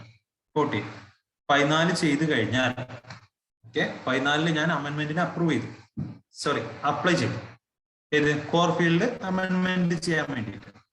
അപ്പൊ ഓഫീസർ അതെന്ത് ചെയ്യണം? അപ്രൂവ് ചെയ്യണം. എത്ര ദിവസത്തിനുള്ളിൽ?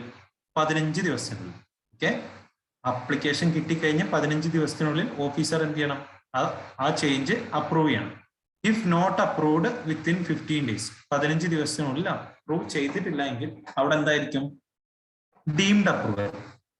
ഡീംഡ് അപ്രൂവൽ ഓർഡർ GSTREG 15 കൊടുക്കുക. ഇനി if officer is of the opinion that application shall be rejected, ഓഫീസർക്ക് തോന്നാണ് ഈ ആപ്ലിക്കേഷൻ വാലിഡ് അല്ല, അപ്പൊ എന്ത് ചെയ്യണം? റിജക്റ്റ് ചെയ്യാം എന്ന് തോന്നുകയാണെങ്കിൽ അയാൾ എന്ത് ചെയ്യണം? ആദ്യം എന്തായിരിക്കും ചെയ്യേണ്ടി വരിക? നമ്മൾ രജിസ്ട്രേഷൻ പോലെ തന്നെ 15 ദിവസത്തിനുള്ളിൽ ഇയാൾ എന്ത് ചെയ്യണം?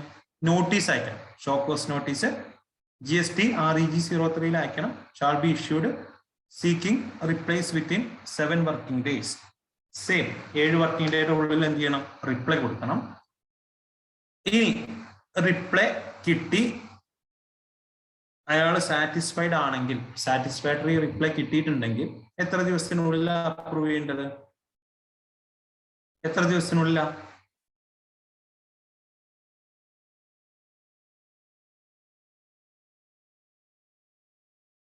7.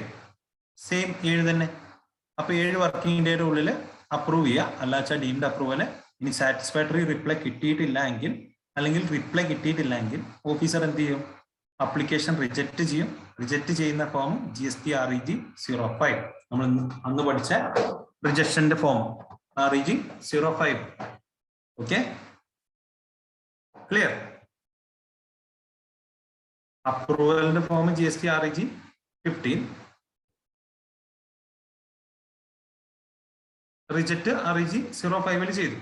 ഇനി നോൺ കോർ ഫീൽഡ് ആണ് അമെന്റ് ചെയ്യേണ്ടെങ്കിൽ ഇവിടെ അപ്രൂവലിൽ ഒന്നും കേസില്ല. ഇമെയിൽ ID, മൊബൈൽ നമ്പർ, അങ്ങനത്തെ സാധനങ്ങളില്ലേ നമ്മൾ OTP വെരിഫൈ ചെയ്യുന്നത്, ആ സാധനം എന്ത് ചെയ്യാം? നമുക്ക് ഓൺലൈനായിട്ട് അപ്രൂവൽ ഒന്നും ഇല്ലാതെ തന്നെ എന്ത് ചെയ്യാം? വിത്തൗട്ട് അപ്രൂവൽ എന്ത് ചെയ്യാം? നമുക്ക് അമെന്റ് ചെയ്യാം. അത്രേ ഉള്ളൂ. ഇപ്പൊ കോർ ഫീൽഡ് ആണെങ്കിൽ 15 ദിവസത്തിനുള്ളിൽ ചേഞ്ച് വന്ന് 15 ദിവസത്തിനുള്ളിൽ അപ്ലൈ ചെയ്യാം. 15 ദിവസത്തിനുള്ളിൽ ഒന്നുകിൽ അപ്രൂവ് ചെയ്ത് തരിക, പ്രോപ്പർ ഓഫീസർ അല്ലെങ്കിൽ ഓഫീസർ എന്ത് ചെയ്യാം? 15 ദിവസത്തിനുള്ളിൽ ഒന്നുകിൽ അപ്രൂവ് ചെയ്ത് തരിക, അല്ലെങ്കിൽ നോട്ടീസ് അയക്കാം. നോട്ടീസ് അയച്ചു കഴിഞ്ഞാൽ 7 ദിവസം പരിപാടി ആയിരിക്കും. ഓക്കെ, നോൺ കോർ ആണെങ്കിൽ ഓൺലൈനായിട്ട് ചെയ്യാം. ഇനി പാന് ചേഞ്ച് ചെയ്യാന്ന് വിചാരിച്ചോ, പാന് ചേഞ്ച് ചെയ്യാണ്. അപ്പൊ എന്ത് ചെയ്യണം? അമെന്റ് ചെയ്യാൻ പറ്റില്ല. ആ കേസിൽ ഫ്രഷ് രജിസ്ട്രേഷൻ എടുക്കണം. ഓക്കെ, പാനിന്റെ ബേസിലാണല്ലോ രജിസ്ട്രേഷൻ. അപ്പൊ പാന് മാറ്റുകയാണ് എന്നുണ്ടെങ്കിൽ അവിടെ ഫ്രഷ് രജിസ്ട്രേഷൻ എടുക്കണം.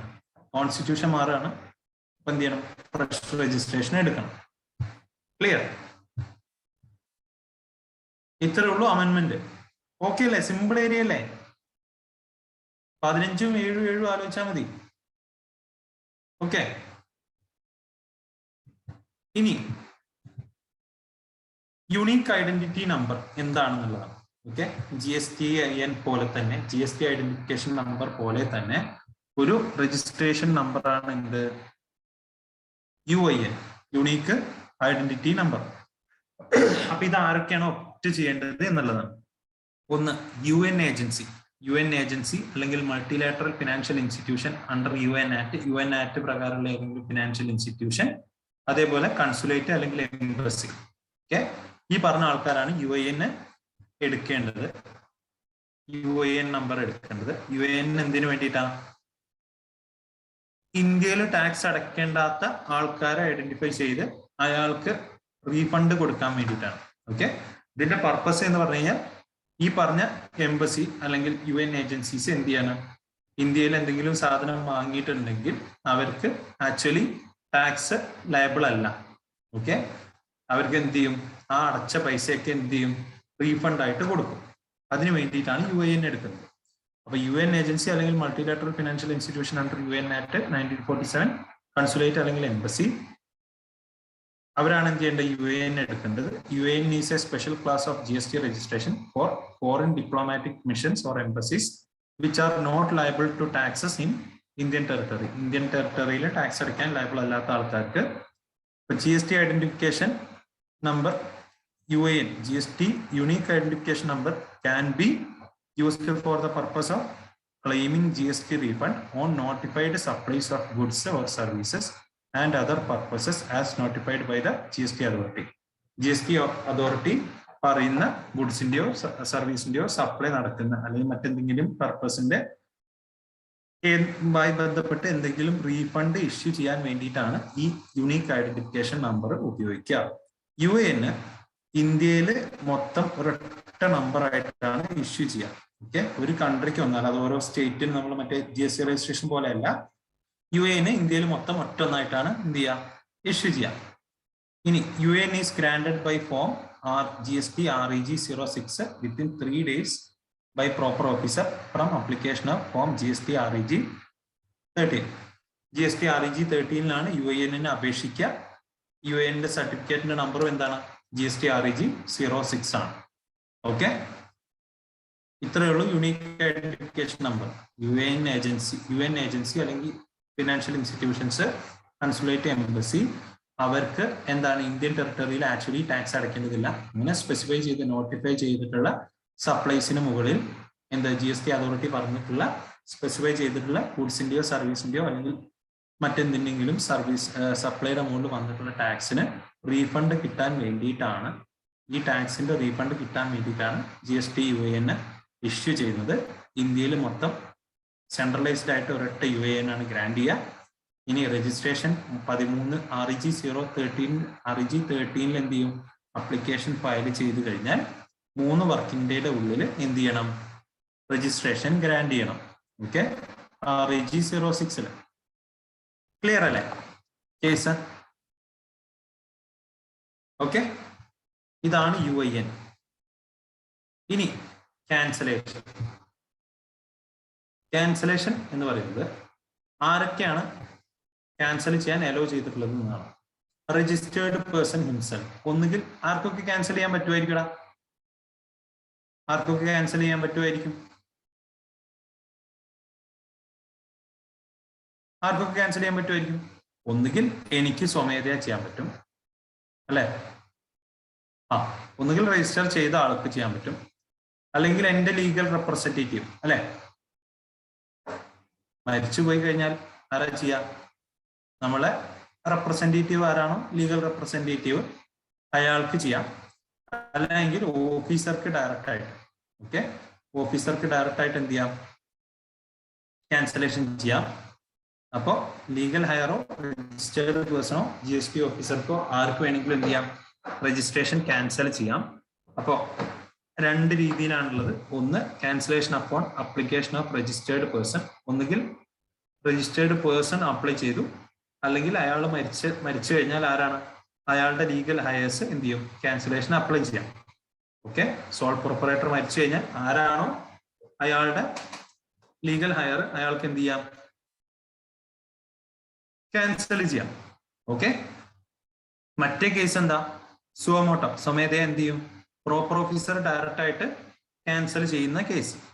ഓക്കെ, അപ്പോ നമ്മൾ സ്വമേധയാ ക്യാൻസൽ ചെയ്യുന്ന കേസസ് എന്തൊക്കെയായിരിക്കും ഇവിടെ?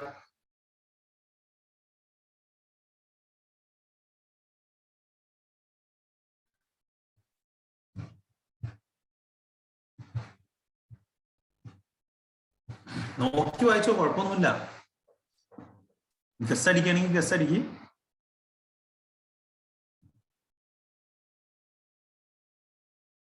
എന്തൊക്കെയായിരിക്കും? ഒന്ന്, ബിസിനസ് നിർത്തി. ഓക്കെ, ബിസിനസ് നിർത്തി, ഇനി ഞാൻ ടാക്സ് കളക്ട് ചെയ്യാനോ അടയ്ക്കാനോ എന്തെങ്കിലും ഉണ്ടാവുമോ? രജിസ്ട്രേഷന്റെ ആവശ്യമുണ്ടോ? പിന്നെ ഞാൻ ബിസിനസ് ചെയ്യുന്നില്ല എങ്കിൽ പിന്നെ രജിസ്ട്രേഷന്റെ ആവശ്യമുണ്ടോ? വേണ്ട. ഇനി ബിസിനസ് ട്രാൻസ്ഫർ ചെയ്തു, അപ്പോ മറ്റാളല്ലേ രജിസ്റ്റർ ചെയ്യേണ്ടത്, ഞാൻ ചെയ്യണോ? ഇനി എന്റേത് ആവശ്യമില്ലല്ലോ, ഞാനിത് മറ്റാൾക്ക് വിറ്റ് കഴിഞ്ഞാൽ അയാൾ. ഇനി പ്രൊപ്പറേറ്റർ മരിച്ചു, നമ്മൾ പറഞ്ഞ ലീഗൽ ഹയർ ഡീമർജ് ചെയ്തു, മറ്റ് യൂണിറ്റ് ആയിട്ട് സ്പ്ലിറ്റ് ആയി, കോൺസ്റ്റിറ്റ്യൂഷൻ മാറി, പാർട്ട്ണർഷിപ്പ് സോൾ പ്രൊപ്പറേറ്റർഷിപ്പോ സോൾ പ്രൊപ്പറേറ്റർ പാർട്ട്ണർഷിപ്പോ അങ്ങനെ എന്തെങ്കിലും ആയി. ഇനി ടാക്സബിൾ പേഴ്സൺ എന്ത് ചെയ്തു, അതർ ദാൻ വളണ്ടറിലി രജിസ്റ്റർ ചെയ്ത ആളല്ലാതെ മറ്റേതെങ്കിലും ടാക്സബിൾ പേഴ്സൺ എന്ത് ചെയ്തു, അയാൾ രജിസ്റ്റർ ചെയ്യാൻ ലയബിൾ അല്ലാതായി, no longer liable to be registered. അപ്പൊ അയാളുടെ ടാക്സബിൾ സപ്ലൈ എക്സംപ്റ്റ് സപ്ലൈ ആവുകയോ അങ്ങനെ എന്തെങ്കിലും ചെയ്തു എന്ന് വിചാരിച്ചു. അപ്പൊ ഈ കേസിലൊക്കെ എന്ത് ചെയ്യാം, രജിസ്റ്റേർഡ് പേഴ്സണ് എന്ത് ചെയ്യാം, ക്യാൻസലേഷൻ അപേക്ഷിക്കാം. നമ്മൾ ഡെത്തിന്റെ കേസിൽ ലീഗൽ എയറിന് ക്യാൻസലേഷൻ അപ്ലൈ ചെയ്യാം. ഓക്കെ. ഇനി സ്ലോ മോട്ടോ cancellation by proper officer. Proper officer directly cancel ചെയ്യുന്ന സിറ്റുവേഷൻസ് ആണ്. ഒന്നെന്താണ്, ഞാൻ രജിസ്ട്രേഷൻ എടുത്തപ്പോൾ ഞാനൊരു പ്ലേസ് ഓഫ് ബിസിനസ്, എന്റെ പ്ലേസ് ഓഫ് ബിസിനസ് ഈ സ്ഥലത്ത് വെച്ചാണ് ഞാൻ ബിസിനസ് ചെയ്യാൻ പറഞ്ഞിട്ടുണ്ടാവും. ഓക്കെ. എന്നിട്ട് ഞാൻ ആ സ്ഥലത്ത് വച്ചല്ല ബിസിനസ് നടത്തുന്നത് എങ്കിൽ, ഓക്കെ, ഞാൻ ഡിക്ലെയർ ചെയ്ത പ്ലേസ് ഓഫ് ബിസിനസ്സിൽ വച്ചല്ല ബിസിനസ് നടത്തുന്നത് എങ്കിൽ, അവിടെ വെച്ച് ഞാൻ ബിസിനസ് ഒന്നും നടത്തുന്നില്ല, ഒന്നും നടത്തിയിട്ടില്ല എങ്കിൽ എന്ത് ചെയ്യാം, വേണമെങ്കിൽ പ്രോപ്പർ ഓഫീസർക്ക് രജിസ്ട്രേഷൻ ക്യാൻസൽ ചെയ്യാം. ഇനി ടാക്സ് ഇൻവോയ്സ് അല്ലെങ്കിൽ ബിൽ ഓഫ് സപ്ലൈ, ഗുഡ്സോ സർവീസോ സപ്ലൈ ചെയ്യാതെ ഞാൻ ടാക്സ് ഇൻവോയ്സും ബിൽ ഓഫ് സപ്ലൈ മാത്രം തന്നുകൊണ്ടിരിക്കാം, നല്ല പരിപാടി അല്ലേ?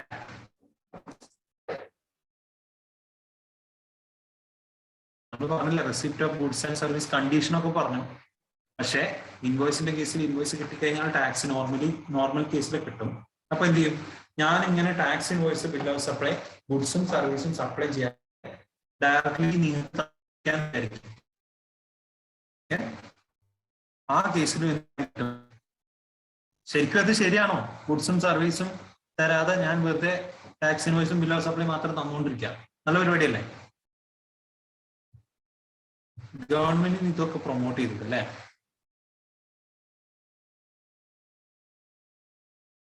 പോയോ? എവിടെ?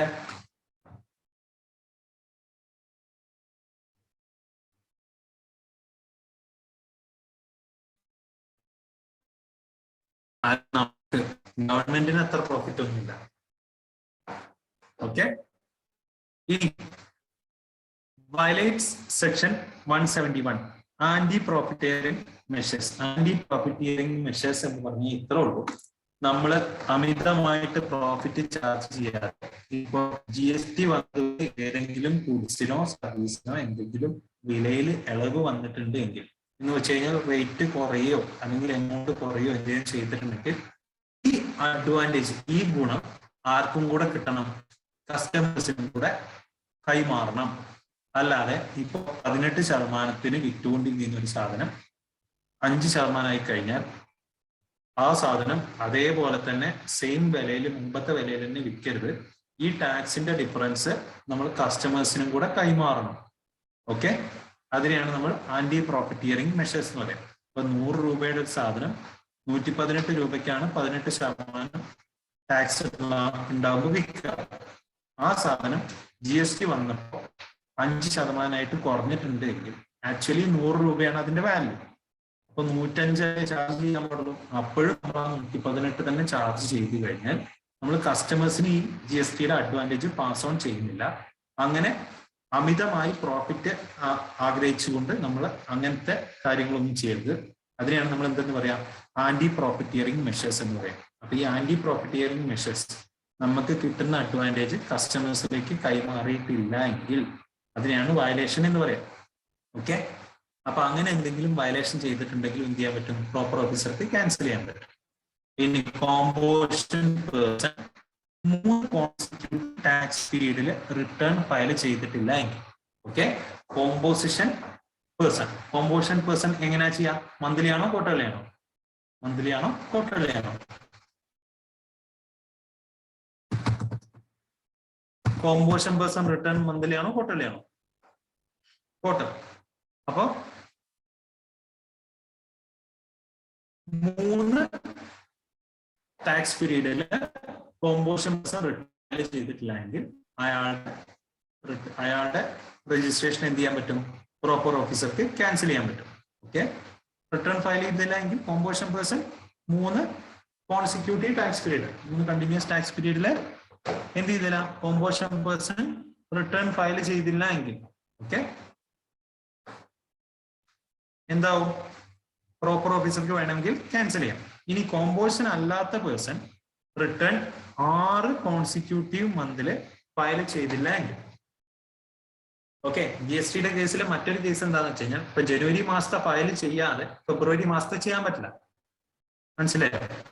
അതുകൊണ്ട് എപ്പോഴും 3 മാസം എന്ന് പറയുന്നത് കണ്ടിന്യൂസ് തന്നെ കൺസിക്യൂട്ടീവ് തന്നെ ആയിരിക്കും.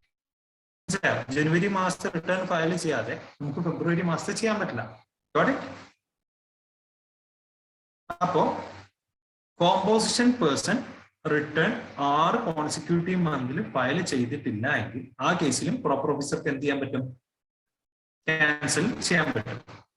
ഇനി ബിസിനസ് രജിസ്ട്രേഷൻ കഴിഞ്ഞ് 6 മാസമായിട്ടും സ്റ്റാർട്ട് ചെയ്തില്ല എങ്കിൽ, ഓക്കെ, ബിസിനസ് ഡേറ്റ് ഓഫ് രജിസ്ട്രേഷനിൽ നിന്നും 6 മാസമായിട്ടും ബിസിനസ് സ്റ്റാർട്ട് ചെയ്തില്ല എങ്കിൽ എന്ത് ചെയ്യാൻ പറ്റും? പ്രോപ്പർ ഓഫീസർക്ക് ക്യാൻസൽ ചെയ്യാൻ പറ്റും. ഇനി രജിസ്ട്രേഷൻ ഫ്രോഡുലന്റ് വേയില് ഫ്രോഡായിട്ടാണ് നമ്മൾ എന്ത് ചെയ്തത്? രജിസ്ട്രേഷൻ എടുത്തത് എങ്കിലും പ്രോപ്പർ ഓഫീസർക്ക് എന്ത് ചെയ്യാം? ക്യാൻസൽ ചെയ്യാം. ഇനി റൂൾ 10A എന്താണ്? നമ്മൾ രജിസ്ട്രേഷൻ എടുത്തു കഴിഞ്ഞാൽ 45 ദിവസത്തിനുള്ളിൽ വിത്തിൻ 45 ഡേയ്സ് എന്ത് ചെയ്യണം? ബാങ്ക് ഡീറ്റെയിൽസ് ഫയൽ ചെയ്യണം. അങ്ങനെ ബാങ്ക് ഡീറ്റെയിൽസ് ഫയൽ ചെയ്തിട്ടില്ല എങ്കിലും എന്ത് ചെയ്യാൻ പറ്റും? പ്രോപ്പർ ഓഫീസർക്ക് ക്യാൻസൽ ചെയ്യാൻ പറ്റും. ഇത്രയേ ഉള്ളൂ സംഭവം. Okay, situations. മറ്റേത് ഓക്കെ, ഇത് നമ്മൾ ക്യാൻസൽ ചെയ്യുന്ന കേസസ് ക്ലിയർ അല്ലേ? ഒന്ന് ട്രാൻസ്ഫർ ചെയ്യുക, അല്ലെങ്കിൽ മരിച്ചു പോവുക, കോൺസ്റ്റിറ്റ്യൂഷൻ മാറുക, ടാക്സബിൾ ആള് നോ ലോങ്ങർ ടാക്സബിൾ ആവണം എന്നില്ല, അങ്ങനത്തെ കേസ്, പിന്നെ ബിസിനസ് നിർത്തി പോവുക, ഈ കേസസ് ഒക്കെ ഓക്കെ. ഇനി പ്രോപ്പർ ഓഫീസർ ക്യാൻസൽ ചെയ്യുന്നത് ഏതൊക്കെയാ? ഒന്നുകിൽ അയാള് ഡിക്ലെയർ ചെയ്ത പ്ലേസ് ഓഫ് ബിസിനസ്സിൽ നിന്നും ബിസിനസ് ഒന്നും കണ്ടക്ട് ചെയ്യുന്നില്ല, അല്ല എങ്കിൽ ടാക്സ് ഇൻവോയ്സ് അല്ലെങ്കിൽ ബിൽ ഓഫ് സപ്ലൈ, ഗുഡ്സോ സർവീസോ സപ്ലൈ ചെയ്യാതെ ഇഷ്യൂ ചെയ്യുക, ആന്റി പ്രോഫിറ്റിയറിംഗ് മെഷേഴ്സ് വയലേറ്റ് ചെയ്യുക, 3 consecutive tax period, 3 quarter return composition person ചെയ്യാതിരിക്കുക, കോമ്പോസിഷൻ അല്ലാത്ത ആൾ 6 മാസത്തെ റിട്ടേൺ ഫയൽ ചെയ്യാതിരിക്കുക, രജിസ്ട്രേഷൻ കഴിഞ്ഞ് 6 മാസത്തിനുള്ളിൽ ബിസിനസ് സ്റ്റാർട്ട് ചെയ്യാതിരിക്കുക, രജിസ്ട്രേഷൻ ഫ്രോഡ് ബേസിൽ ഒബ്റ്റെയിൻ ചെയ്യുക, ബാങ്ക് ഡീറ്റെയിൽസ് സമയത്ത് ഫയൽ ചെയ്യാതിരിക്കുക. ഈ കേസിലൊക്കെ എന്ത് ചെയ്യാൻ പറ്റും? പ്രോപ്പർ ഓഫീസർക്ക് ക്യാൻസൽ ചെയ്യാൻ പറ്റും. ക്ലിയർ ആണല്ലോ? ഓക്കെ ആണല്ലോ അല്ലേ?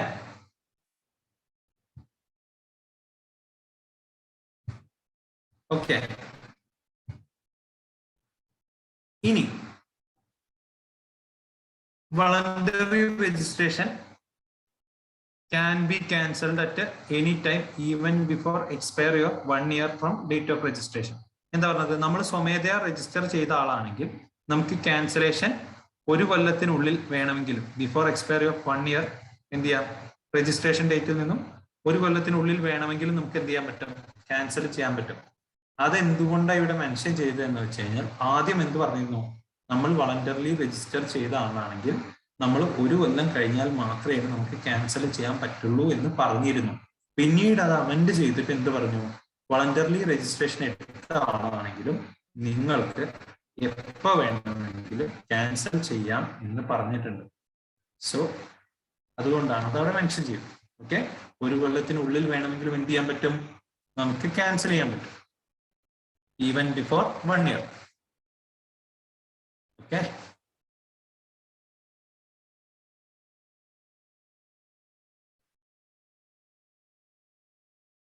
Even before 1 year. ഇനി ക്യാൻസലേഷന്റെ പ്രൊസീജിയർ എന്തൊക്കെയാണ് നമ്മൾ ക്യാൻസൽ ചെയ്യുമ്പോൾ ചെയ്യേണ്ടത്? സിമ്പിൾ പരിപാടിയാണ്. Cancellation upon application by registered person. നമ്മളായിട്ട് ക്യാൻസൽ ചെയ്യുകയാണെങ്കിൽ എന്ത് ചെയ്യണം? ആദ്യം നമ്മൾ അപ്ലൈ ചെയ്യണം. എന്താണെങ്കിലും എല്ലാ കേസിലും ആദ്യം നമ്മൾ അപ്ലൈ ചെയ്യണ്ടേ? അപ്പൊ അപ്ലൈ ചെയ്യണം. A registered person shall apply, electronically submit an application. ഇങ്ങനെയാണ് ഇലക്ട്രോണിക് ആയിട്ട് ചെയ്യണം. In form GST REG 16. REG 16 എന്ത് ചെയ്യണം? ഒരു ആപ്ലിക്കേഷൻ ഫയൽ ചെയ്യണം, including the details of inputs held in stocks or inputs contained in semi-finished or finished goods held in stock and of capital goods held in stock on the date from which the cancellation of registration is sought. ഏതാണ്? എന്നാണോ നമ്മൾ cancellation ഉദ്ദേശിക്കുന്നത്? Okay, ഏത് ഡേറ്റിന്റെ ആണ്? From which, on the date from which the cancellation of registration is sought at common portal within a period of 30 days of the occurrence of the event warranting the cancellation. എന്താ പറഞ്ഞത്? ഞാനാണ് ഇപ്പൊ register ചെയ്ത ആൾ, എനിക്ക് cancel ചെയ്യണമെങ്കിൽ ഞാൻ എൻ്റെ input ഞാൻ ക്യാൻസലേഷൻ അപ്ലൈ ചെയ്യണം. എങ്ങനെ? എൻ്റെ കയ്യിലുള്ള ഇൻപുട്ട് ആയിട്ടായിക്കോട്ടെ, സെമി ഫിനിഷ്ഡ് ആയിക്കോട്ടെ, ഫിനിഷ്ഡ് ഗുഡ്സ് ആയിക്കോട്ടെ, ക്യാപിറ്റൽ ഗുഡ്സ് ആയിക്കോട്ടെ, നമ്മളുടെ രജിസ്ട്രേഷൻ എന്ന് മുതലാണോ ഉദ്ദേശിക്കുന്നത് ആ ഡേറ്റിലുള്ള സ്റ്റോക്ക് ഡീറ്റെയിൽസ് നമ്മൾ ഇവന്റ് സംഭവിച്ച 30 ദിവസത്തിനുള്ളിൽ എന്ത് ചെയ്യണം? കോമൺ പോർട്ടലിൽ അപ്ലൈ ചെയ്യണം. ഓക്കെ, ഇൻപുട്ട് ഡീറ്റെയിൽസും ഫിനിഷ്ഡ് ഗുഡ്സും സെമി ഫിനിഷ്ഡ് ഗുഡ്സും. ഓക്കെ, എന്ന് മുതലാണോ നമ്മൾ രജിസ്ട്രേഷൻ ക്യാൻസൽ ചെയ്യാൻ ഉദ്ദേശിക്കുന്ന ആ ഡേറ്റിലെ സ്റ്റോക്ക് ഡീറ്റെയിൽസ്. ഇനി ഇങ്ങനെ നമ്മൾ അപ്ലൈ ചെയ്തു, പ്രോപ്പർ ഓഫീസർ സാറ്റിസ്ഫൈഡ് ആണെങ്കിൽ, നമ്മുടെ സബ്മിഷനുമായി പ്രോപ്പർ ഓഫീസർ സാറ്റിസ്ഫൈഡ് ആണെങ്കിൽ അയാൾ എന്ത് ചെയ്യുക?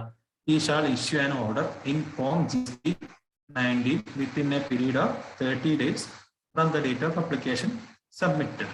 നമ്മൾ ആപ്ലിക്കേഷൻ സബ്മിറ്റ് ചെയ്ത് 30 ദിവസത്തിനുള്ളിൽ അയാൾ എന്ത് ചെയ്യണം? GST-REG-19 ഒരു ഓർഡർ തരണം. എന്തിന്? ക്യാൻസൽ ചെയ്തുകൊണ്ട്. Okay, with effect from a date to be determined by him and notify the taxable person directing him to pay arrears of any tax, interest of penalty. നമുക്ക് ക്യാൻസലേഷൻ അപേക്ഷിക്കുന്നത് 2 രീതിയിൽ ചെയ്യാം. ഇന്ന് മുതൽ ക്യാൻസൽ ചെയ്യണമെങ്കിൽ നമുക്ക് ഇന്ന് മുതൽ തന്നെ ക്യാൻസൽ ചെയ്യാം. അല്ലെങ്കിൽ ഇന്ന ഡേറ്റ് മുതൽ, ഇപ്പൊ 15-ാം തീയതി മുതലാണ് ക്യാൻസലേഷൻ ഉദ്ദേശിക്കുന്നത്, 15-ാം തീയതി വരെ നമ്മൾ ബിസിനസ് ചെയ്യാൻ ഉദ്ദേശിക്കുന്നുണ്ടെങ്കിൽ ആ ഡേറ്റ് വെച്ച് നമുക്ക് ക്യാൻസലേഷൻ അപേക്ഷിക്കാം. ഓക്കെ ഓക്കെ, നമ്മൾ ക്യാൻസൽ ചെയ്യാൻ ഉദ്ദേശിക്കുന്ന 15-ാം തീയതി ആണെങ്കിൽ 1-ാം തീയതി വേണമെങ്കിൽ നമുക്ക് എന്ത് ചെയ്യാൻ പറ്റും? 15-ാം തീയതി മുതൽ ക്യാൻസൽ ചെയ്യാൻ പറഞ്ഞിട്ട് നമുക്ക് അപേക്ഷിക്കാം. ഓക്കെ, എന്നിട്ട് നമ്മൾ എന്നാണോ ഈ ഉദ്ദേശിക്കുന്നത് ആ ദിവസം കഴിഞ്ഞ് 30 ദിവസത്തിനുള്ളിൽ ആ ഡേറ്റിലെ എന്ത് ചെയ്യണം? സ്റ്റോക്ക് ഡീറ്റെയിൽസ് നമ്മൾ ഫയൽ ചെയ്യണം. ഓക്കെ, അപ്പൊ ഈ proper officer is satisfied with the submission, he shall issue an order in form GST-19 എത്ര ദിവസത്തിനുള്ളിൽ? എന്നാണോ നമ്മൾ അപ്ലൈ ചെയ്തത് അത് കഴിഞ്ഞ് 30 ദിവസത്തിനുള്ളിൽ ക്യാൻസൽ ചെയ്തുകൊണ്ടുള്ള ഓർഡർ തരണം. With effect from a date to be determined by him. ഒന്നുകിൽ അയാൾ ഡിറ്റർമിൻ ചെയ്ത ഡേറ്റ് എന്ത് ചെയ്യണം? അതിൽ ഏത് ഡേറ്റ് മുതലാണ് രജിസ്ട്രേഷൻ ക്യാൻസൽ ആയത് എന്ന് മെൻഷൻ ചെയ്യണം. And notify the taxable person directing him to എന്ത് ചെയ്യണം? ടാക്സബിൾ പേഴ്സണോട് പറയണം അരിയറും ഇൻട്രസ്റ്റും ടാക്സും പെനാൾട്ടിയും ഒക്കെ അടച്ച് ക്ലിയർ ചെയ്യാൻ പറഞ്ഞുകൊണ്ട് ഒരു ഓർഡർ ഇഷ്യൂ ചെയ്യണം. ഇനി രജിസ്ട്രേഷൻ എന്ന് മുതലാണ് സസ്പെൻഡഡ് ആയിട്ട് കണക്കാക്കുക? എന്നാണോ നമ്മൾ സബ്മിറ്റ് ചെയ്തത്, അല്ലെങ്കിൽ date of submission or application or date from which cancellation is sought whichever is later. എന്താണ്? ഇപ്പൊ ഞാൻ 1-ാം തീയതി അപേക്ഷിക്കുകയാണ്, 15-ാം തീയതി മുതൽ ക്യാൻസൽ ചെയ്യാനാണെന്ന് വിചാരിച്ചു. ഞാനിപ്പോ ഫസ്റ്റ് ജൂലൈയിലെ ക്യാൻസലേഷൻ അപേക്ഷിച്ചു. ഓക്കെ, അപേക്ഷിച്ചു. അപ്പോ ഏത് ഡേറ്റ് ആയിരിക്കും നമ്മൾ ക്യാൻസലേഷന്റെ ഡേറ്റ്? ഏത് ഡേറ്റ് ആയിരിക്കും?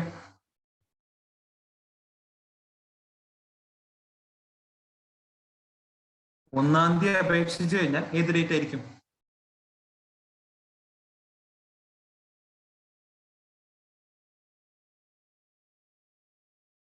എടാ, ഞാൻ ക്യാൻസലേഷൻ ചെയ്യാൻ പോവാണ്.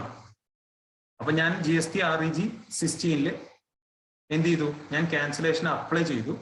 അപ്ലൈ ചെയ്ത് കഴിഞ്ഞാൽ അയാള് എന്ത് ചെയ്യണം?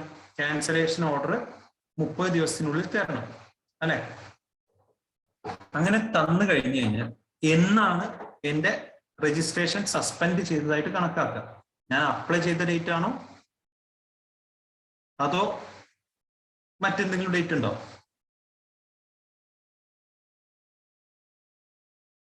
ഞാൻ ഫസ്റ്റ് ജൂലൈയിൽ ക്യാൻസലേഷൻ അപേക്ഷിച്ചു. ഓക്കെ, ക്യാൻസലേഷൻ അപ്ലൈ ചെയ്തു എന്ന് വിചാരിച്ചു. ഞാൻ ഉദ്ദേശിക്കുന്നത് ക്യാൻസലേഷൻ ഡേറ്റ് മെൻഷൻ ചെയ്തിട്ടുള്ളത് എന്നാണ്? 10-ാം തീയതിയാണ്, 10th മുതൽ ക്യാൻസൽ ചെയ്യാനാണ് എന്റെ അപേക്ഷയിൽ പറഞ്ഞിട്ടുള്ളത് എങ്കിൽ എന്നാണ് എന്റെ രജിസ്ട്രേഷൻ സസ്പെൻഡ് ചെയ്യുക? എന്ന് മുതൽ സസ്പെൻഡ് ചെയ്തതായിട്ട് കണക്കാക്കും? 10th ആണോ ഫസ്റ്റ് ആണോ? ജനറലായിട്ട് ചിന്തിച്ചു നോക്ക്, 10th അല്ലേ? ഇനി ഞാൻ ക്യാൻസലേഷന്റെ ഡേറ്റ് ഒന്നും പറയുന്നില്ല, ഫസ്റ്റിനാണ് അപ്ലൈ ചെയ്യുന്നത് എങ്കിൽ ഏതായിരിക്കും?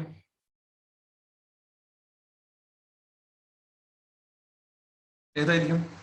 ഫസ്റ്റ്, അതേ ഉള്ളൂ. അപ്പോൾ registration deemed to be suspended from date of submission or application. എന്നാണോ അപ്ലൈ ചെയ്തത് ആ ഡേറ്റോ അല്ലെങ്കിൽ date from which cancellation is sought, എന്നാണോ നമ്മൾ ക്യാൻസലേഷൻ ഉദ്ദേശിക്കുന്നത് ആ ഡേറ്റോ ഏതാണോ പിന്നീട് സംഭവിക്കുന്നത്.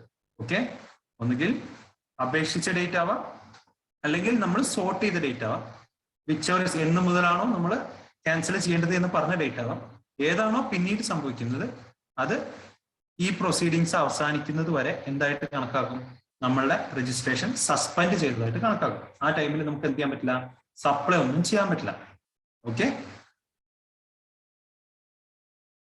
ക്ലിയർ?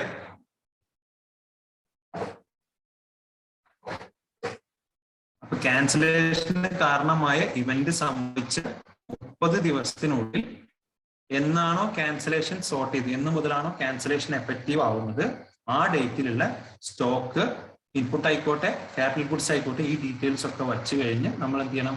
അത് 30 ദിവസത്തിനുള്ളിൽ ഈ ഡീറ്റെയിൽസും കൂടെ സബ്മിറ്റ് ചെയ്യണം. ഓക്കെ, ആദ്യം നമ്മൾ അപ്ലൈ ചെയ്തിട്ടുണ്ടാവും ഈ സ്റ്റോക്ക് ഡീറ്റെയിൽസ്. എന്ന് മുതലാണോ നമ്മൾ അപ്ലിക്കേഷൻ സോർട്ട്, എന്താ പറയാ, രജിസ്ട്രേഷന്റെ ക്യാൻസലേഷൻ സോർട്ട് ആവുന്നത്, എന്ന് മുതലാണോ ക്യാൻസലേഷൻ ഉദ്ദേശിക്കുന്നത്, അത് കഴിഞ്ഞ് 30 ദിവസത്തിനുള്ളിലെങ്കിലും ആ ഡേറ്റിലുള്ള സ്റ്റോക്ക് ഡീറ്റെയിൽസ് ഒക്കെ നമ്മൾ എന്ത് ചെയ്യണം? സബ്മിറ്റ് ചെയ്തിരിക്കണം. അത്രേ ഉള്ളൂ. Okay, clear? അങ്ങനെ രജിസ്ട്രേഷൻ ചെയ്ത് കഴിഞ്ഞാൽ, അപ്ലൈ ചെയ്ത് കഴിഞ്ഞാൽ 30 ദിവസത്തിനുള്ളിൽ അയാൾ എന്ത് ചെയ്യണം? നമുക്ക് രജിസ്ട്രേഷന്റെ ഓർഡർ തരണം. ഓക്കെ, ഇത്രേ ഉള്ളൂ കേസ്. ക്ലിയർ അല്ലേ? ഇനി പ്രോപ്പർ ഓഫീസർ ക്യാൻസൽ ചെയ്യണം. പ്രോപ്പർ ഓഫീസർ ക്യാൻസൽ ചെയ്യണം. പ്രോപ്പർ ഓഫീസർ ക്യാൻസൽ ചെയ്യുന്ന കാരണങ്ങൾ പറഞ്ഞല്ലോ. 3 consecutive returns, 6 consecutive returns, registration കഴിഞ്ഞ 6 മാസമായിട്ട് നമ്മൾ എന്ത് ചെയ്തില്ല? ബിസിനസ് ഒന്നും സ്റ്റാർട്ട് ചെയ്തില്ല, ഫ്രോഡ്, പിന്നെ രജിസ്റ്റേർഡ് പ്ലേസ് ഓഫ് ബിസിനസ്സിൽ എന്ത് ചെയ്തില്ല? ബിസിനസ് ഒന്നും നടത്തിയില്ല. ഈ പറഞ്ഞ കേസസ് ഒക്കെ. ഓക്കെ, അപ്പൊ പ്രോപ്പർ ഓഫീസർ എന്ത് ചെയ്യണം? പ്രോപ്പർ ഓഫീസർ ക്യാൻസൽ ചെയ്യുകയാണെങ്കിൽ ആദ്യം എന്ത് ചെയ്യണം? ഒരു ഷോ കോസ് നോട്ടീസ് അയക്കണം. ഓക്കെ, അയാള് ഇത് ക്യാൻസൽ ചെയ്യാനുള്ള കാരണം എന്താണെന്ന് മെൻഷൻ ചെയ്തിട്ട്, okay, to issue show cause notice for cancellation of registration having reason to believe in form GST REG 70.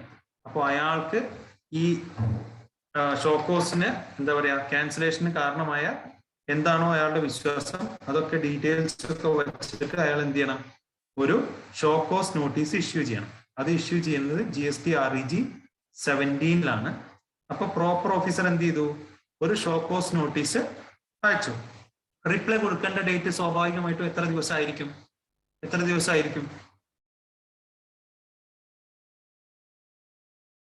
എത്രയാണ്? 7. അപ്പൊ registered person to reply to above show cause notice within 7 working days. 7 working ഡേയുടെ ഉള്ളിൽ എന്നാണോ notice കിട്ടിയത് അത് കഴിഞ്ഞ് 7 working ഡേയുടെ ഉള്ളിൽ എന്ത് ചെയ്യണം? നമ്മൾ റിപ്ലൈ കൊടുക്കണം. If a person does not furnish any reply but furnishes, എന്ത് ചെയ്യണം? ഇഫ് എബോവ് റിപ്ലൈ സാറ്റിസ്ഫാക്ടറി, ഈ റിപ്ലൈ കിട്ടിയത് തൃപ്തികരമാണെങ്കിൽ PO എന്ത് ചെയ്യും? നമ്മൾ ക്യാൻസലേഷൻ പ്രൊസീഡിങ്സ് ഡ്രോപ്പ് ചെയ്യും. എന്ത് ചെയ്യും? ക്യാൻസലേഷന്റെ പ്രൊസീഡിങ്സ് നിർത്തിവെക്കും. ഓക്കെ, എന്നിട്ട് ക്യാൻസലേഷൻ ഒഴിവാക്കിയതിന്റെ ഓർഡർ എന്തെങ്കിലും ചെയ്യും? GST REG 20 ഇഷ്യൂ ചെയ്യും.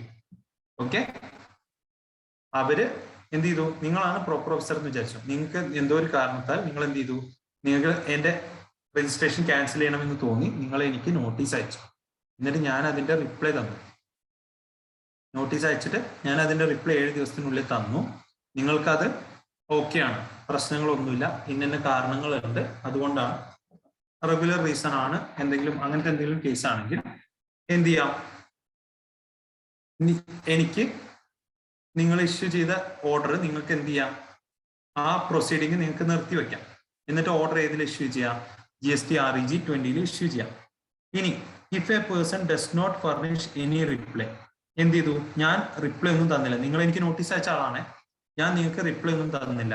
പക്ഷേ ഞാൻ എൻ്റെ എല്ലാ റിട്ടേണും ഫയൽ ചെയ്തു, എൻ്റെ ഫുൾ പേയ്മെന്റ് ഡ്യൂസും ഇൻട്രസ്റ്റ് സഹിതം ഞാൻ എന്ത് ചെയ്തു? ഫയൽ ചെയ്തിട്ടുണ്ട്. ഓക്കെ, ഈ കാരണം കൊണ്ട് ഞാൻ റിട്ടേൺ ഫയൽ ചെയ്യാത്ത കാരണം കൊണ്ട് നിങ്ങൾ എൻ്റെ എന്ത് ചെയ്തതാണ്, ക്യാൻസൽ ചെയ്തതാണെങ്കിൽ ഞാൻ എൻ്റെ എല്ലാ റിട്ടേണും ഫയൽ ചെയ്തു, എല്ലാ ഇൻട്രസ്റ്റ് അടക്കം എല്ലാ ടാക്സ് ഡ്യൂവും പേ ചെയ്തു എന്ന് വിചാരിക്കാം. അപ്പൊ നിങ്ങൾക്ക് പിന്നെ എൻ്റെ ക്യാൻസൽ ചെയ്യേണ്ട കാര്യമുണ്ടോ? എന്തിന്റെ പേരിലാണ് ക്യാൻസൽ ചെയ്യാൻ ഉദ്ദേശിച്ചത് ആ കാര്യം ഫുള്ളായിട്ട് ചെയ്തു കഴിഞ്ഞാൽ പിന്നീട് ക്യാൻസൽ ചെയ്യേണ്ട കാര്യമുണ്ടോ? ഉണ്ടോ?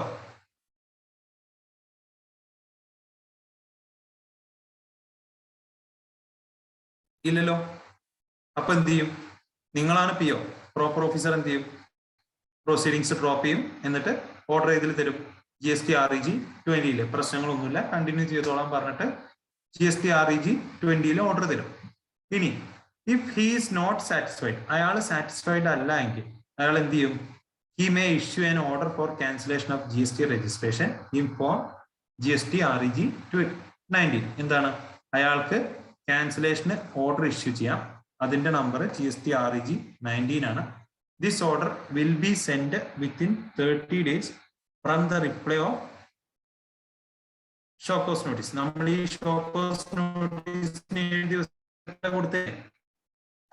അത് കഴിഞ്ഞ് പ്രോപ്പർ ഓഫീസർക്ക് എന്താണ്, അയാൾക്ക് തോന്നാണ് പ്രശ്നങ്ങളൊന്നുമില്ല എന്ന് തോന്നുകയാണെങ്കിൽ അയാൾ എന്ത് ചെയ്തു? ഡ്രോപ്പ് ചെയ്തു അല്ലെ? അയാളുടെ ക്യാൻസലേഷൻ പ്രൊസീഡിങ്സ് ഡ്രോപ്പ് ചെയ്തു. ഇനി പ്രശ്നങ്ങൾ ഉണ്ടെങ്കിൽ അയാൾ എന്ത് ചെയ്യും? അയാൾ മുന്നോട്ട് പോവല്ലോ. അപ്പോ എത്ര ദിവസത്തിനുള്ളിൽ അയാൾ ഇഷ്യൂ ചെയ്യണം? ക്യാൻസലേഷൻ ഓർഡർ എത്ര ദിവസത്തിനുള്ളിൽ ഇഷ്യൂ ചെയ്യണം?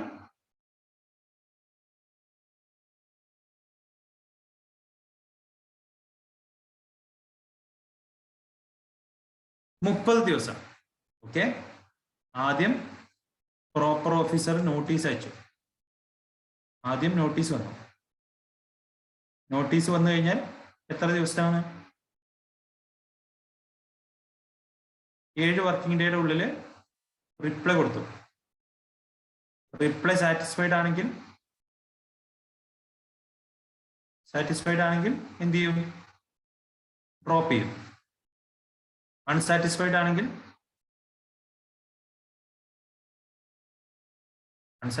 ആണെങ്കിൽ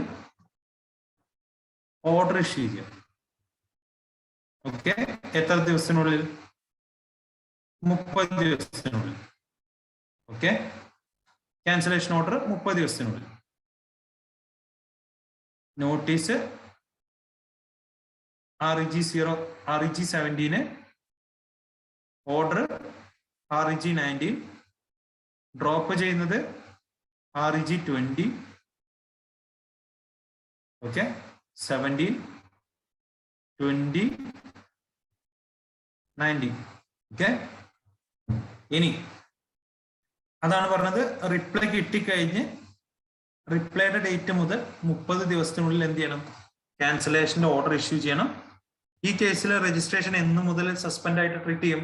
എന്നാണോ പ്രോപ്പർ ഓഫീസർ ഡിറ്റർമിൻ ചെയ്ത ഡേറ്റ് ഏതാണോ ആ ഡേറ്റ് മുതൽ എന്താണ് രജിസ്ട്രേഷൻ സസ്പെൻഡ് ചെയ്തതായിട്ട് കണക്കാക്കും, കംപ്ലീഷൻ പ്രൊസീഡിങ് അവസാനിക്കുന്നത് വരെ. ഓക്കെ, അയാൾ സാറ്റിസ്ഫൈഡ് ആവുന്നത് വരെ. അല്ലെങ്കിൽ ക്യാൻസൽ ചെയ്ത് കഴിഞ്ഞാൽ പിന്നെ നോക്കേണ്ട കാര്യമില്ലല്ലോ, സസ്പെൻഷൻ അല്ലല്ലോ, ക്യാൻസൽ ചെയ്യില്ലേ. ഓക്കെ, ഇതാണ് പ്രൊസീജിയേഴ്സ്. ഒന്നും കൂടെ വായിച്ചു നോക്കിയാൽ മതി, വലിയ ബുദ്ധിമുട്ടുള്ള ഏരിയ ഒന്നുമില്ല. സംഭവം ക്ലിയർ അല്ലേ? ഇനി ഏതെങ്കിലും പറയേണ്ടതുണ്ടോ? അതേ ഒന്ന് നോക്കൂ. ഓക്കെ ആണോ? ക്ലിയർ? ഇനി ലാസ്റ്റ് സെക്ഷൻ 30, സസ്പെൻഷൻ പീരീഡിൽ നമ്മൾ പറഞ്ഞു ഈ സസ്പെൻഷൻ പീരീഡിൽ എന്ത് ചെയ്യാൻ പറ്റില്ല? രജിസ്റ്റേർഡ് പേഴ്സണ് ടാക്സബിൾ സപ്ലൈ ഒന്നും നടത്താൻ പറ്റില്ല. And not be able to എന്താണ് ഈ ടൈമിൽ ഇയാൾ റിട്ടേൺ ഒന്നും ഫയൽ ചെയ്യേണ്ടതില്ല എന്നാണ് പറയുന്നത്. ഓക്കെ, സസ്പെൻഷൻ പീരീഡിൽ അയാൾ റിട്ടേൺ ഒന്നും ഫയൽ ചെയ്യേണ്ട കാര്യമില്ല, അയാൾക്ക് ടാക്സബിൾ സപ്ലൈ ഒന്നും ചെയ്യാനും പറ്റില്ല. ഓക്കെ, ഇനി റിവോക്കേഷൻ. നമ്മളെ ക്യാൻസലായി, അത് റിവോക്ക് ചെയ്യണം, വിഡ്രോ ചെയ്യുന്ന പ്രൊസീഡിങ്സ്. ഓക്കെ, സെക്ഷൻ 30 ക്യാൻസലേഷൻ റദ്ദാക്കുക. അപ്പോൾ revocation of cancellation of registration section 30 ആണ്, ലാസ്റ്റ് സെക്ഷൻ ആണ്. ഇതും കൂടെ കഴിഞ്ഞാൽ രജിസ്ട്രേഷൻ ഏരിയ കഴിഞ്ഞു. അപ്പൊ എന്താണ്? ക്യാൻസലേഷൻ നമ്മൾ റിട്ടേൺ ഫയൽ ചെയ്യാത്തത് മൂലമാണെങ്കിൽ ഓക്കെ, ആദ്യം എന്ത് ചെയ്യണം, നമ്മൾ ആപ്ലിക്കേഷന്റെ ക്യാൻസലേഷൻ റിവോക്ക് ചെയ്യാനുള്ള ആപ്ലിക്കേഷൻ നമ്മൾ ആദ്യം ചെയ്യണം. ഓക്കെ, ഏതില് GST-REG 21 30 ദിവസത്തിനുള്ളിൽ ചെയ്യണം. ഓക്കെ, ക്യാൻസലേഷൻ റിവോക്ക് ചെയ്യാനുള്ള ആപ്ലിക്കേഷൻ 30 ദിവസത്തിനുള്ളിൽ ചെയ്യണം. ഓക്കെ, അങ്ങനെ 30 ദിവസത്തിനുള്ളിൽ ചെയ്ത് കഴിഞ്ഞു. എന്നാണോ ക്യാൻസൽ ആയത് അത് കഴിഞ്ഞ് 30 ദിവസമാണ് പറയുന്നത് കേട്ടോ. ഓക്കെ, എന്നാണോ ക്യാൻസൽ ചെയ്തത് അത് കഴിഞ്ഞ് 30 ദിവസത്തിനുള്ളിൽ ക്യാൻസലേഷൻ റിവോക്ക് ചെയ്യാനുള്ള ആപ്ലിക്കേഷൻ നമ്മൾ ഫയൽ ചെയ്യണം. അത് GST-REG 21 ആണ്. ഓക്കെ, ഇനി ക്യാൻസലേഷൻ നമ്മൾ റിട്ടേൺ ഫയൽ ചെയ്യാത്തതിന്റെ ഭാഗമോ അല്ലെങ്കിൽ returns due till the date of cancellation to be furnished before application. എന്താണ് ക്യാൻസലേഷൻ റിട്ടേൺ ഫയൽ ചെയ്യാത്തതിന്റെ ഭാഗമായിട്ടാണ് നമ്മൾ ക്യാൻസലേഷൻ നടന്നത് എങ്കിൽ ഈ റിവോക്കേഷൻ അപ്ലൈ ചെയ്യുന്നതിന് മുമ്പ് എന്ത് ചെയ്യണം, ഈ ക്യാൻസലേഷൻ ഡേറ്റ് വരെയുള്ള എല്ലാ റിട്ടേണും എന്ത് ചെയ്തിരിക്കണം, ഫയൽ ചെയ്തിരിക്കണം. ക്ലിയർ? മനസ്സിലായോ? ഞാൻ റിട്ടേൺ ഫയൽ ചെയ്യാത്തതിന് മൂലം, റിട്ടേൺ ഫയൽ ചെയ്യാത്തത് കൊണ്ട് നിങ്ങൾ എന്ത് ചെയ്തു, എന്റെ രജിസ്ട്രേഷൻ ക്യാൻസൽ ചെയ്തു. എനിക്ക് ആ രജിസ്ട്രേഷൻ തിരിച്ചു വേണം. ഓക്കെ, നിങ്ങളുടെ ക്യാൻസലേഷൻ വിഡ്രോ ചെയ്യണം, ക്യാൻസലേഷൻ നടപടി റദ്ദാക്കണം. അപ്പൊ എന്ത് ചെയ്യണം, ഞാൻ ആദ്യം എന്തായിരിക്കും ചെയ്യേണ്ടി വരിക, എന്താണ് എന്റെ കാരണം, ഞാൻ റിട്ടേൺ ഫയൽ ചെയ്യാത്തത്. അപ്പൊ ആദ്യം എന്ത് ചെയ്യണം,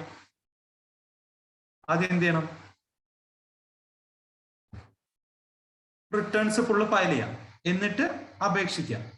ഓക്കെ, മറ്റേ സിനിമയത്തെ പോലെ അപേക്ഷിക്കലല്ല കേട്ടോ. ഓക്കെ, അപ്പോ GST-REG 21 നമ്മൾ എന്ത് ചെയ്യാം, റിവോക്കേഷന്റെ ഫോം ഫയൽ ചെയ്യാം. അപ്പോ when cancellation is due to non-filing of returns due till the date of such cancellation to be furnished before application. ഇനി 30 ദിവസത്തിനുള്ളിൽ എന്ത് ചെയ്യണം, പ്രോപ്പർ ഓഫീസർ സാറ്റിസ്ഫൈഡ് ആണെങ്കിൽ അയാൾ എന്ത് ചെയ്യാം, ക്യാൻസലേഷൻ റിവോക്ക് ചെയ്തു തരാം. ഓക്കെ, നമ്മൾ എന്താണോ നമ്മളെ കാരണം അതൊക്കെ നമ്മൾ എന്ത് ചെയ്തു, ക്ലിയർ ചെയ്തു. എന്ന് വെച്ചാൽ റിട്ടേൺ ഫയൽ ചെയ്യാത്തത് മൂലമാണ് റിവോക്ക് ചെയ്ത് ക്യാൻസൽ ചെയ്തതെങ്കിൽ നമ്മൾ റിട്ടേൺ ഒക്കെ ഫയൽ ചെയ്തു, എന്നിട്ട് റിവോക്കേഷന്റെ അപ്ലൈ ചെയ്തിട്ടുണ്ടെങ്കിൽ അയാൾ എന്ത് ചെയ്തു തരും, നമ്മളെ ക്യാൻസലേഷൻ റിവോക്ക് ചെയ്തു തരും. ഓക്കെ, അതിന് ഇഷ്യൂ ചെയ്യുന്ന ഓർഡറാണ് GST-REG 22. അപ്പൊ നമ്മുടെ രജിസ്ട്രേഷൻ വീണ്ടും വാലിഡ് ആയി, ക്യാൻസലേഷൻ ചെയ്ത സാധനം വീണ്ടും വിഡ്രോ ചെയ്തിട്ട് നമ്മുടെ രജിസ്ട്രേഷൻ വാലിഡ് ആയി. ക്ലിയർ? അത് 30 ദിവസത്തിനുള്ളിലാണ് ചെയ്യേണ്ടത്. ക്യാൻസൽ ആയി കഴിഞ്ഞാൽ 30 ദിവസത്തിനുള്ളിൽ റിവോക്കേഷൻ അപേക്ഷിക്കുക. റിവോക്കേഷൻ അപേക്ഷിച്ച് കഴിഞ്ഞാൽ 30 ദിവസത്തിനുള്ളിൽ പ്രോപ്പർ ഓഫീസർ ഒന്നുകിൽ എന്ത് ചെയ്യാം, റിവോക്ക് ചെയ്യാം, അല്ലെങ്കിൽ എന്തായിരിക്കും സ്വാഭാവികമായിട്ട് ചെയ്യാം, എന്തായിരിക്കും, നേരത്തേക്ക് എന്താ ചെയ്തിരുന്നത്, ഒന്നുകിൽ അപ്രൂവ് ചെയ്യും, അല്ലെങ്കിൽ ആദ്യം എന്ത് ചെയ്യും, ഡയറക്ട്ലി റിജക്ട് ചെയ്യോ? ഇല്ലല്ലോ.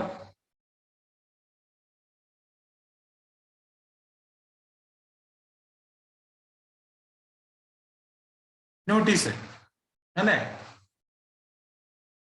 നോട്ടീസ് അയക്കും. അപ്പോ പ്രോപ്പർ ഓഫീസർ സാറ്റിസ്ഫൈഡ് ആണെങ്കിൽ റിവോക്കേഷൻ, അല്ല എങ്കിൽ proper officer shall issue show cause notice in form REG 23. എന്ത് ചെയ്യും, proper officer show cause notice അയക്കും. ഇനി ഷോ കോസ് നോട്ടീസ് അയച്ചു കഴിഞ്ഞാൽ 7 ദിവസത്തിനുള്ളിൽ എന്ത് ചെയ്യണം, റിപ്ലൈ കൊടുക്കണം. അത് സ്വാഭാവികമായിട്ടും എല്ലാ കേസിനും 7 ദിവസമാണല്ലോ. ഇനി നമ്മൾ റിപ്ലൈ കൊടുത്തു കഴിഞ്ഞാൽ 30 ദിവസത്തിനുള്ളിൽ പ്രോപ്പർ ഓഫീസർ ഒന്നുകിൽ എന്ത് ചെയ്യുക, റിവോക്ക് ചെയ്തു തരാ, അല്ലെങ്കിൽ നമ്മളുടെ അപ്ലിക്കേഷൻ എന്ത് ചെയ്യും,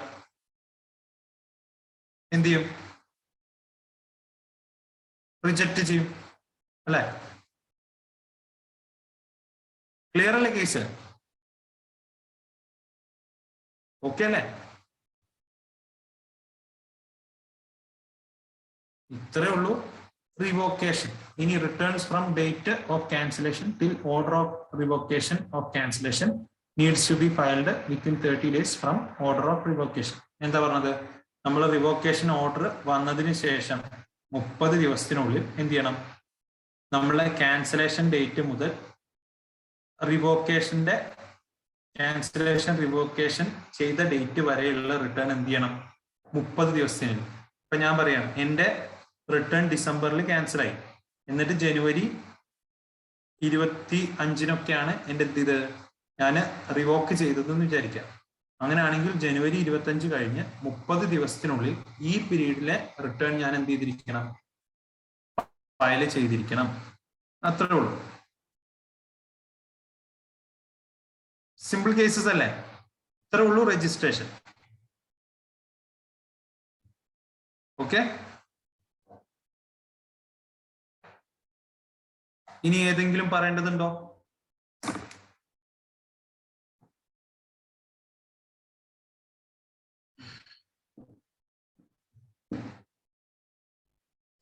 വായിച്ചു നോക്കിയോ? അല്ല, രജിസ്ട്രേഷൻ കഴിഞ്ഞു. ഇനിയിപ്പോ ഇതൊക്കെ ഒന്ന് വായിച്ചു നോക്കാം ആദ്യം. ഡൗട്ട്സ് ഉണ്ടെങ്കിൽ ചോദിച്ചാൽ മതി. ഏതെങ്കിലും വരിക?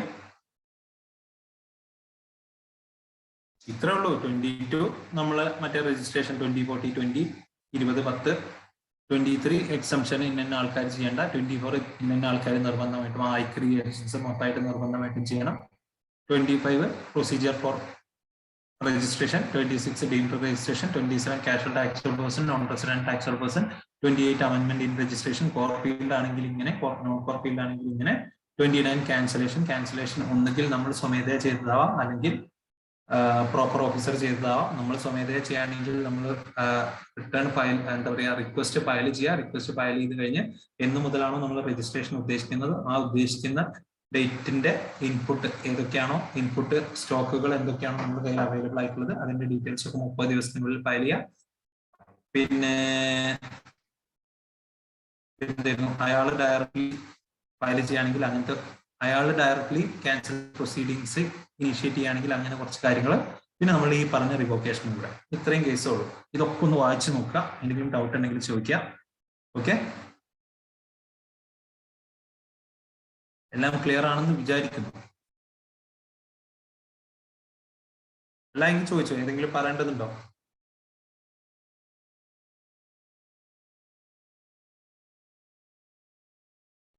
ഓക്കെ ആണ്. അപ്പൊ ഇന്നത്തേക്ക് ഇത്രയും പോരെ? മതിയല്ലോ?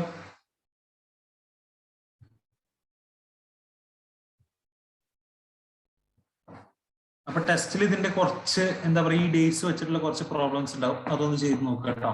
പുതിയ ടെസ്റ്റ് ഡൗൺലോഡ് ചെയ്യണേ. PDF വെച്ച് ചെയ്താൽ മതി. ഡേറ്റ്സ് അപ്ലിക്കബിലിറ്റി അതിലായിരിക്കും. ഓക്കെ, അപ്പൊ ഓക്കെ, ഗുഡ് നൈറ്റ്.